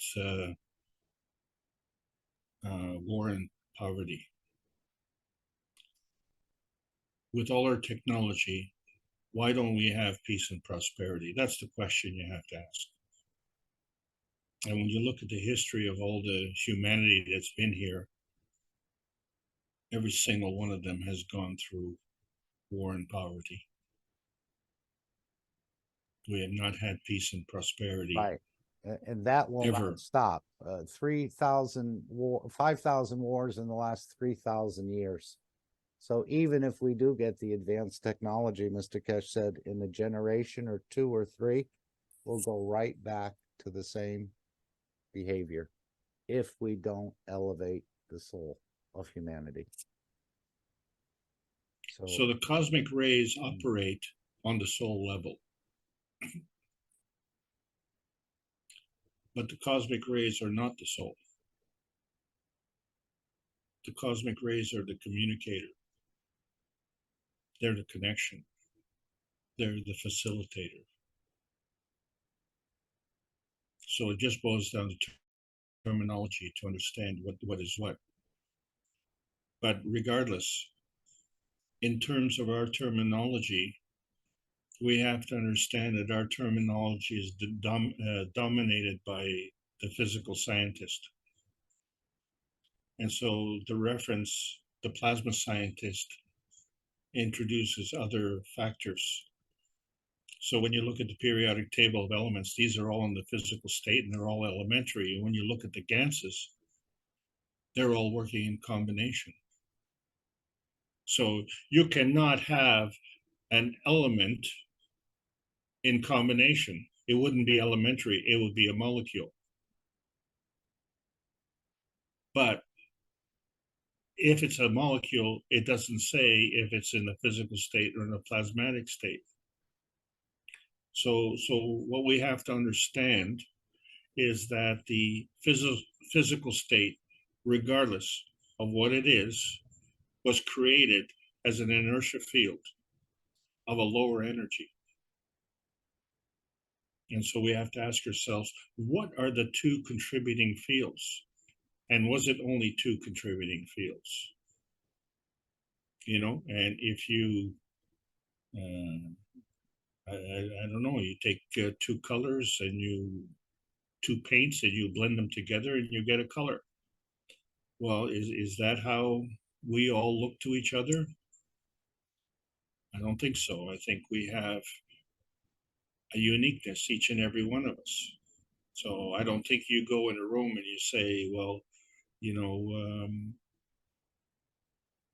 those are, you know, 5 people in that group and those are 10 people in that group. You may actually go in that group and you see Tom, Dick, and Harry, and Betty, and Jane, and anyone else. And each one has a name, each one has this personality, and each one has a uniqueness. So, you know, there was a survey that it was hilarious. So they were looking at how do leopards identify each other. You know, sometimes, you know, people say, well, everybody, you know, looks the same. So a leopard has spots. Well, how can they tell which leopard is which? And so they decided to look at the pattern that the spots created because they noticed that there were some unique patterns. And so they identified each leopard by the spots. And the most differentiated patterns were on the rump area. And so to identify the leopard, they had to look at the rear. So they do that too? I know, but they couldn't resolve the fact that, you know, when the leopards met, they would look in each other's eyes or they'd look face to face. And so there was a means that the leopards were communicating with each other and they knew who they were. They didn't say, oh, is that you, Mark? Oh, listen, can you just turn around and let me confirm? You know, so the whole research project was stupid. And then they realized, well, there's another form of communication. And then you realize, well, wait a second. We're the ones who created the research. We're the ones who are supposedly more intelligent than they are. Like, give me a break, you know? How stupid do you have to be to even arrive at that conclusion? So, you know, we have this, how should I say it? We have these restrictions, these mental restrictions, these ways of thinking, and they seem to be confined within a box. And as soon as we go outside of that box, you see the protest. So, you know, I came to realize when I was very young, when I was watching TV, I noticed that all the commercials on TV were things that I could buy almost anywhere. And the things that I really, really wanted, I had a hard time getting them. So let's say you wanted to go out and get a proper somatoscope. You'd be stressed. So you say, oh, well, why is it so expensive? Well, because it's hard to get. It's unique. It's advanced, and this is how people complain about the universal enhancement system. Oh, why is it so expensive? Well, can you get it at the grocery store? Can you get it at the corner store? Can you get it on Amazon? I don't think you can get it at this point. Even if it was Well, 100 million, or maybe for 100 million, he might let one go. Well, this was the thing, I look at the shareholders of the largest mine in the world, and they sold the rights to that mine for money. They sold the greatest resource on this planet for money. What a bad deal that was.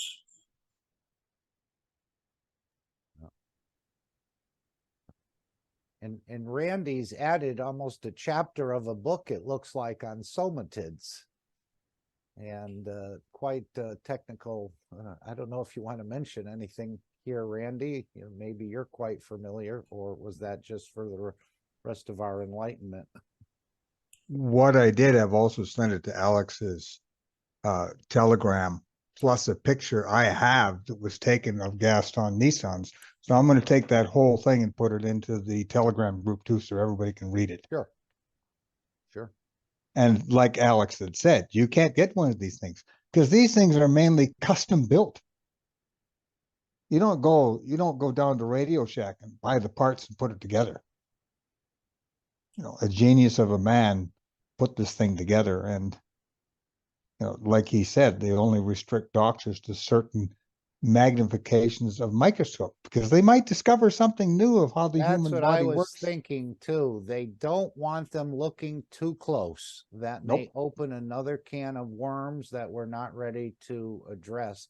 And the same with Mr. Keshi. Says some of the equipment that he's been allowed to use came from governments that no citizen or the basic average doctor or PhD or whatever could never have access to certain equipment that was given to Mr. Kesh to perform some of his work in the lab, I believe.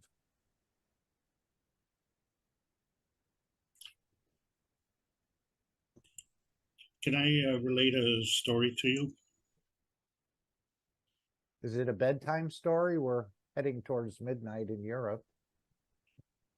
But well, sure, of course.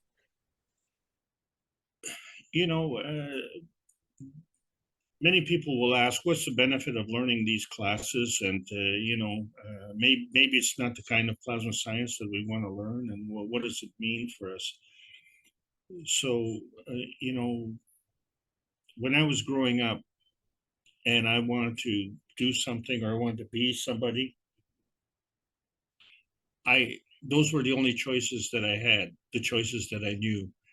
So I couldn't make the choices that I didn't know. I think that's an obvious given.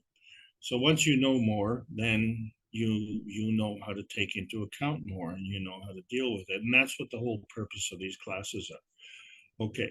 Well, I learned about the somatoscope, and I learned about the train of the blood and stuff like that. So I went to a seminar, and this was in a hotel, and it was by the airport. And what was interesting, there was a guy there who was using it. And I thought, well, this is strange. How can he use a device which is illegal? And he was using it to, he took a blood sample of someone, and then he gave them a health supplement. And half an hour later, he took another blood sample, and he wanted to show people the difference. And that was amazing. The positive benefits of that health supplement was amazing. And everybody was amazed that it could happen so quickly. And so this is an important point, when you're contributing to the health, you alter the pH within your blood, and the blood reacts immediately. Okay, so that's the name of that tune. But then after the seminar was over, we had to leave the room, and there was a security at the door. And so there was no way that we could, they weren't taking the microscope with them. And I tried to figure out what's going on here. And so we had lunch and we started talking. And of course, I started asking pointed questions. And I discovered that they just flew in the day before, went to the hotel, and that they're flying out the next day. Well, would you believe it? That hotel room had received a special certificate which gave it a duty-free status, which means that it was a international zone. And these people had flown up from the United States. So literally that hotel room was not in Canada. So now I knew how they got the microscope, the somatoscope into, well, it wasn't a somatoscope, it was a dark field microscope, but that's how they got it into Canada at the time. And so that was illegal. They used it for diagnosis. That was illegal. And on that basis, they were, making recommendations. So all of that was totally out of line. And the fact of the matter is that if you're looking at that and you're saying, well, I can see the benefits of this to my health, I'm going to go to my doctor and I'm going to tell him, hey, you know what, there's this microscope that can show you, the benefits of the drugs that you're giving. Well, no, that's not available in the hospitals. Sorry. Okay. And by the way, that's not available. That's illegal. So sorry.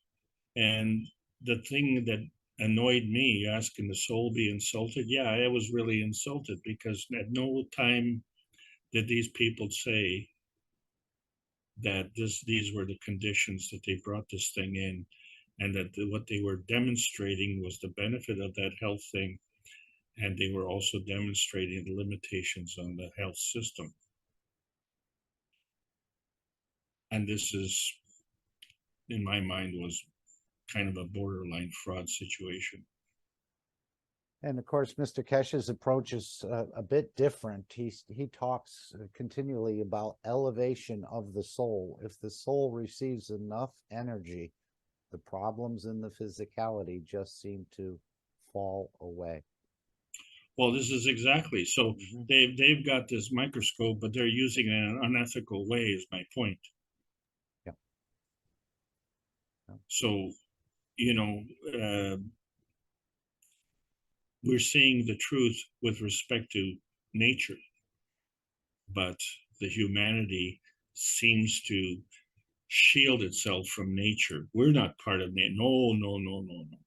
No. This is how nature works, but, we're not part of that. And they don't see, how the ethics and morality plays into it.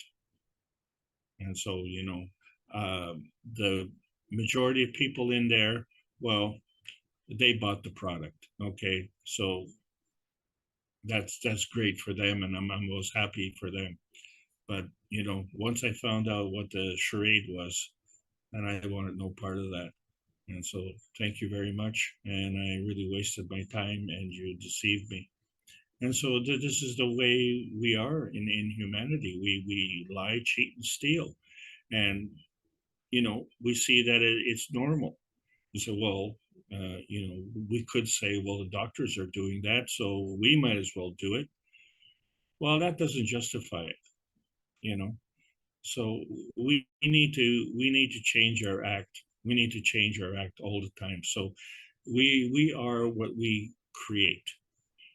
We grow into what we envision.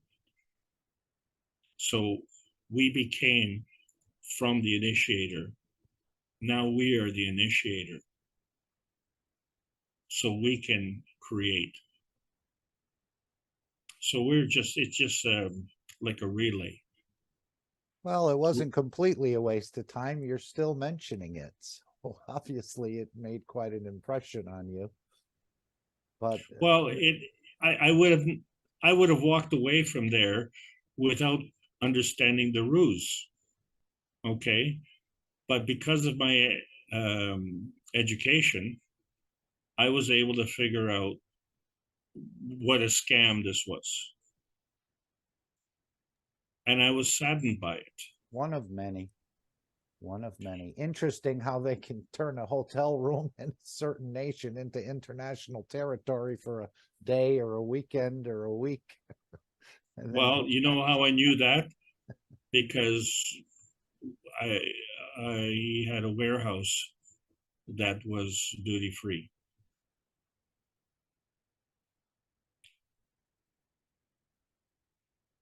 So that's how I knew.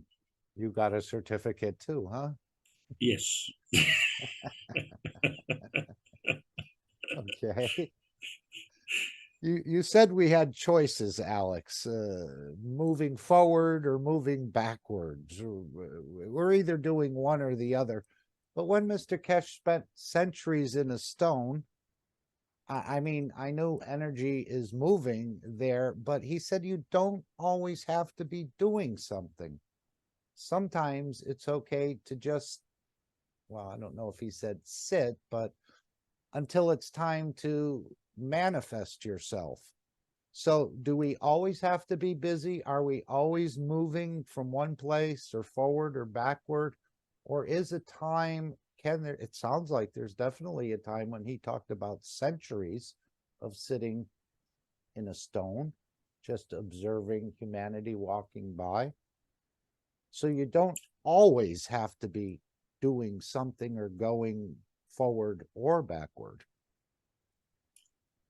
So we need to ask Mr. Frog that question, because they do a lot of sitting on a lily pad. And they don't look like they've missed too many meals. Okay, anyone else want to bring in a question or two or three? We'd love to hear from someone else. In the meantime, you said energy is always coming in. Now we're trying to feed ourselves, so we know there's plenty of energy coming in, but why can't we capture it? Why? And even he said, when we go onto the moon or somewhere else, we need to reach you to feed you. So does that mean we're not quite understanding the process or completely capturing? Because there must be more than enough energy fields going by each and every one of us that if we could process them or interact with them, that we wouldn't have this need for food. I think we could do better than we're doing, but it seems it's almost like 1,000 butterflies are flying by you, but you can't get them in the net to catch them. So why is this process not coming to its fulfillment or 100%? Or will that perhaps only come later in the dimension of pure energy? But while we're in the physicality, we may need something, because I know he said if you go to other planets, you're going to have to fit in and observe the same or similar customs than everyone else. Otherwise, you'd be exposed. So you were at the session last month, elevating the soul of the children, Yes. and there were what, around, let's say 100 people there. Okay. So I want to ask you the difference. What is the difference between 8 billion and 8 billion minus 100? Well, it doesn't seem like much. It's insignificant, right? Right. Okay. So the rate of change is what we're talking about. And so if you're working on the physical level, you're working at the lowest energy level. So we need to up our game. And the rules change when we get into the upper game, because the lower games do not take into account the morality. See, the morality is an obstruction. The morality is what? It's an obstruction. It's blocking us. Yes.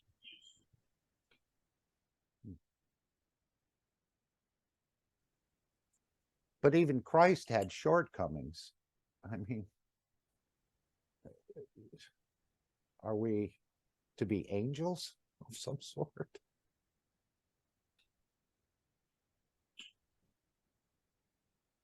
Okay, so I mean, I there's don't more than have, enough energy coming by me every day that if I could capture it, I don't think I would need to physically eat. Now, Mr. Kesh said you can't stop eating. I guess you need something to go through and keep the intestines open and the rest of it, and that system still working. But there is, I sense there's more than enough energy around me, traveling near me, that if I knew how, I could capture most of it and really walk away from the killing and destroying things more than I'm doing now. And maybe, again, that's a process that's going to take some time and some techniques and some tricks, more perhaps things to learn. certainly. So the abuse of the children, okay? We are all the children. And let's forget the relevance of the discussion on climate change. Let's just talk about how they address the climate change. We are the ones being blamed. So what point is it for me to reduce my footprint, which is a tiny footprint, when, you know, massive industry is polluting like there's no tomorrow? So the scale is totally different. So to compensate for that scale, they just blame everybody and they say, well, the collective everybody will outweigh the industry. No, you know, you're going to have one industry and you're going to have a billion people around that industry, and they all reduce their carbon footprint, and that industry is still going to be polluting like there's no tomorrow. So this is the part of the soul of the abuse of the children. One of the ways that they continue that is because they cause the children to assume a blame, a guilt, that Like admit that it's normal their fault. abusers do. Yes. Yeah. And so when we grow up, if you uh, um, subscribe to that attitude, then you just carry it forward. You say, well, you know, I was a child and I was abused. Well, that's the way it's done. So now I will go and abuse, you know, and so you just carry it forward, and that's what karma is. It's a carry forward. And so if you want to subscribe to that pattern, well, then you have what you have, and that's what we have. So what's missing? Always the consideration for the morality. So if thou shalt not kill, well, thou shalt not kill what? A human? Thou shalt not kill a pumpkin? Thou shalt not kill a business deal? What is it that thou shalt not kill? And so can you kill something and not kill something else? You know, is that this is acceptable? Or you say, well, wait a second, thou shalt not kill in peacetime, but once we declare war, thou shalt kill. It'll be all right. But you know, we have an undeclared war going on almost everywhere around the world, or every war that's going on around the world is undeclared. So we're not even doing that anymore. So it's just gotten to the point where it's ridiculous. You know, so well, we're just going to kill for the time being, and then once all the killing stops, then we're going to go back to normal. Well, the killing is normal. That's the problem. So that is always done in the absence of morality, and it can only do that when the soul of the body is disconnected from the soul.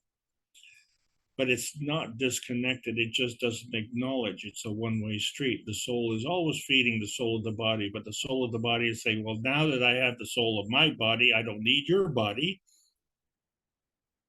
And that's just the way it is. So that is tied into our physicality, and we're always physically dominant.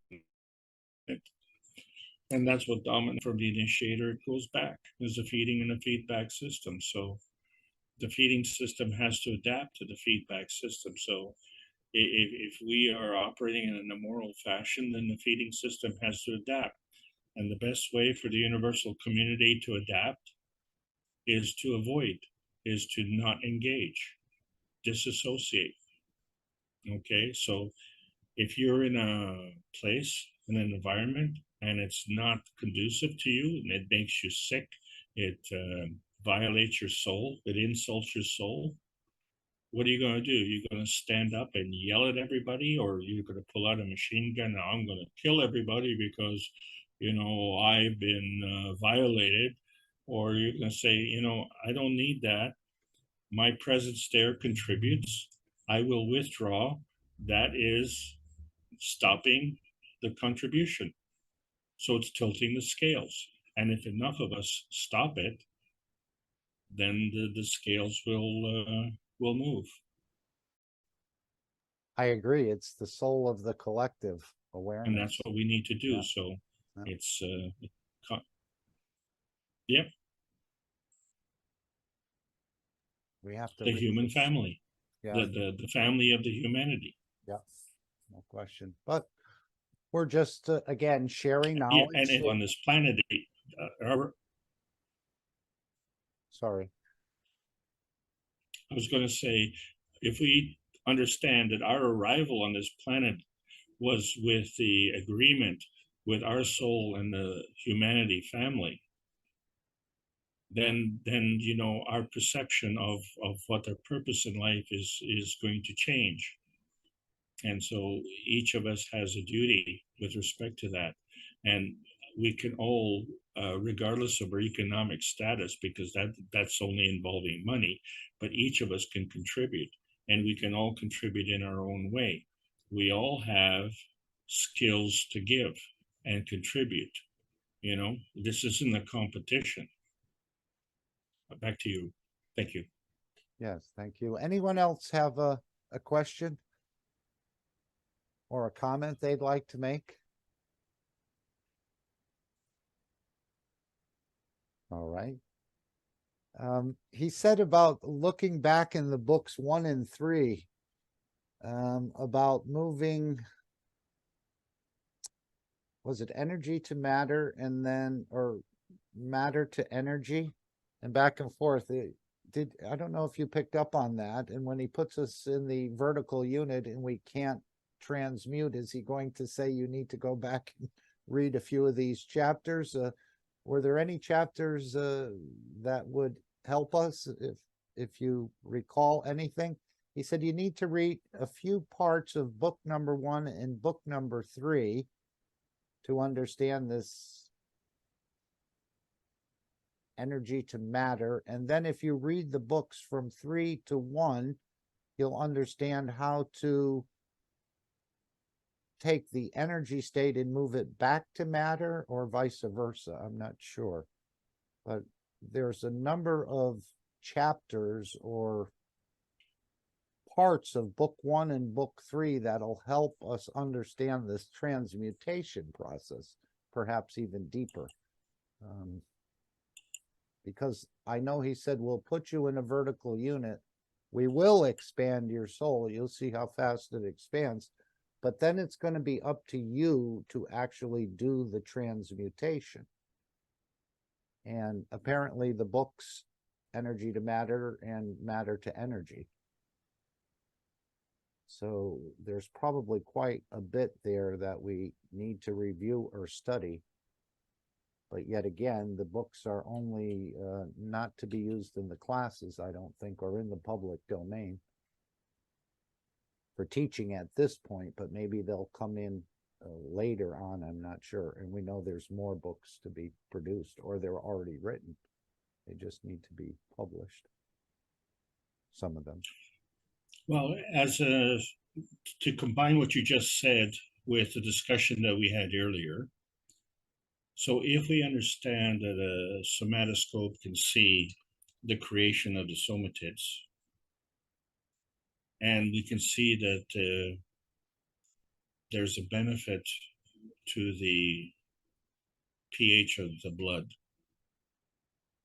or a detriment. It doesn't matter, a change. Let's call it a change. If we can see that, then one has to question, why isn't it standard equipment in the hospitals? Because, of course, we would have probably never had the problem with the pandemic. I can assure you of that. So that answers a lot of questions. And when I went to that seminar, and I was the only one in the room there were about 40 people there, and I was the only one who was aware that, the technology that was there was not supposed to be there, not supposed to be used in the fashion it was supposed to be used. And those people weren't interested in that. They were interested in the benefits they had from that herbal supplement. And that's our problem. As long as I'm taken care of, I don't care about you. So the problem lies in the physical bound state. And if you want to enhance your physical state, knowing that the soul is the provider, then what you have to do is to enlist the services of the soul energy, how it applies to you in the physicality. So your cell already has a soul of the body that is bigger than you are. And so you grow into that. And when you become an adult, you stop growing. Why? Because the soul of the body has been filled, and now it's into maintenance. So you're not going to grow past the soul of your body. You're in fact within the soul of your body. And the soul of the body is interacting with your soul, and it's interacting with the soul of the environment. But the soul of the environment then includes the verticals, the horizontals, and, the so-called more equals.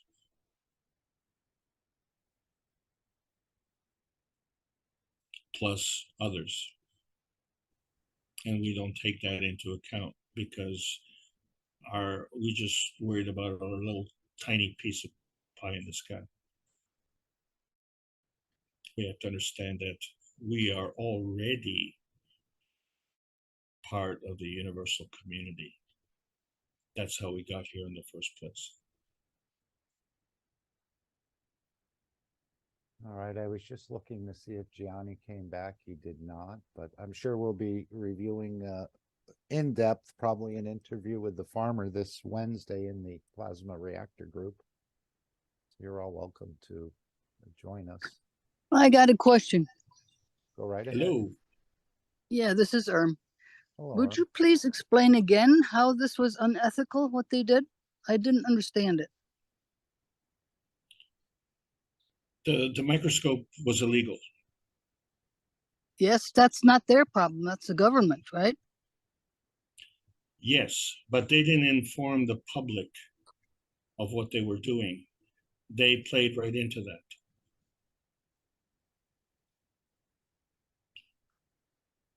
They used a device that was technically illegal, and they made recommendations which they were not allowed to do.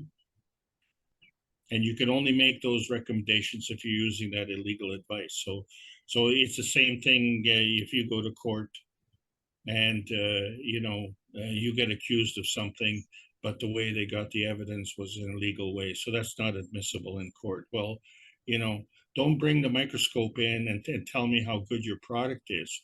Why don't you bring the microscope in and show me how good all the other products on the shelf are also? Because you're only using this device for your benefit. Okay. It But was to sell basically, their they're Yeah, I suffering. understand now. I understand. But then basically, we should go after the government. Of course, They're really at but fault. yes, but what they've done is they've taken away the enforcement of the laws. So not only is the government infiltrated, but the enforcement of the government is infiltrated. So they're Exactly. working with impunity. Right. Okay, but if they would reconnect with their souls, they would never allow that because you're the head of your family, right? Well, depends who you ask. I'm asking you. You're the head of the family, okay? And your family benefits by you doing that. Would I be correct in that statement? Doing what? Whatever you're doing for the family, your family benefits from that. Yes. Okay, so that's what the head of the family is responsible for. So if you're the head of the family and your family suffers as a result of your actions, now what happens? Well, then that's a problem I have. But to me, it seems that anything you can do to make anybody's life better would be useful. So if that particular supplement helps people, sure, there'll be other ones. There are tons of them. But at least in that instance, they helped somebody. Well, it helped those 40 people in the room, but it didn't help the 35 million Canadians in Canada. Right. You got to have a change of government first. Well, we need to elevate Or the whoever. souls. We Right. need to elevate the souls because once we connect the souls, we're all operating with the initiators. And the initiators, you are an initiator, okay? You Yeah. initiate cosmic rays. Yeah, and you know what? I'm also in a situation where I use things for my health that are supposedly illegal, and I just use them myself, and I tell a few people who I know are not going to turn me in. So I need to also take care of me. Does that make me immoral? 100%. Huh? No, that makes you responsible. Okay, but now you're here at this session. You have been, quite a devoted attendee, and I respect that a lot. And as I said to Mark, it's the same thing. What inspires you to come here is to understand that the rest, your neighbors, your community, are suffering, and they don't have your knowledge. And what all of us are looking for at this meeting is how do we convey this knowledge more effectively? Yes. We were Right? talking about that this morning. I don't understand maybe but 10%. So it's very difficult for me to convey things to other people. Yeah. Well, I've had 30 years of doing this, so I would say I have an advantage. Yes. Yeah. So what in my case, what I've done is I have studied other things, like things that are non-matter based, like in muscle testing or pendulum or whatever else, and those are my tools, but they don't fly with other people. No, and I basically, when I try to understand things, I try to go to my intuitive side, and I understand things, and I know what's right and wrong from my intuitive side, but I can't teach that. Yeah, but you're following your soul. I am, but I Okay, don't talk so to anybody. no, but if you sell your soul out, okay, then you can carry on and be as delinquent as you want. And that's because we have the capability of delaying consequences here. So, you are taking care of business, but other people are delaying their consequences. And then they assume that there are no consequences. Well, Yeah. it's not the case. I just saw that my So, husband bought some fluoride toothpaste, and I looked it up, and it because he never looks anything up, and I said, Well, my goodness, here it all is there. 2023 research on tumors and fluoride, etc. And the dentist never says a thing. And so I have to say it, and I don't have any credibility. Well, At least not with him. Yeah, that's all about to change, I think, in a very subtle way at first, but then expanding. As Mr. Kesh said, the products are going to come out slowly at first, but then there's going to be a big increase in the release of it to where humanity will become dizzy with this knowledge or with this technology. I feel continuously in a moral bind. That's done on purpose. That means you are being abused. Yeah, You are the abused child. exactly. So, we're all abused children, and the abuse doesn't stop. And it's not going to stop until the souls get reconnected. Okay, thank you.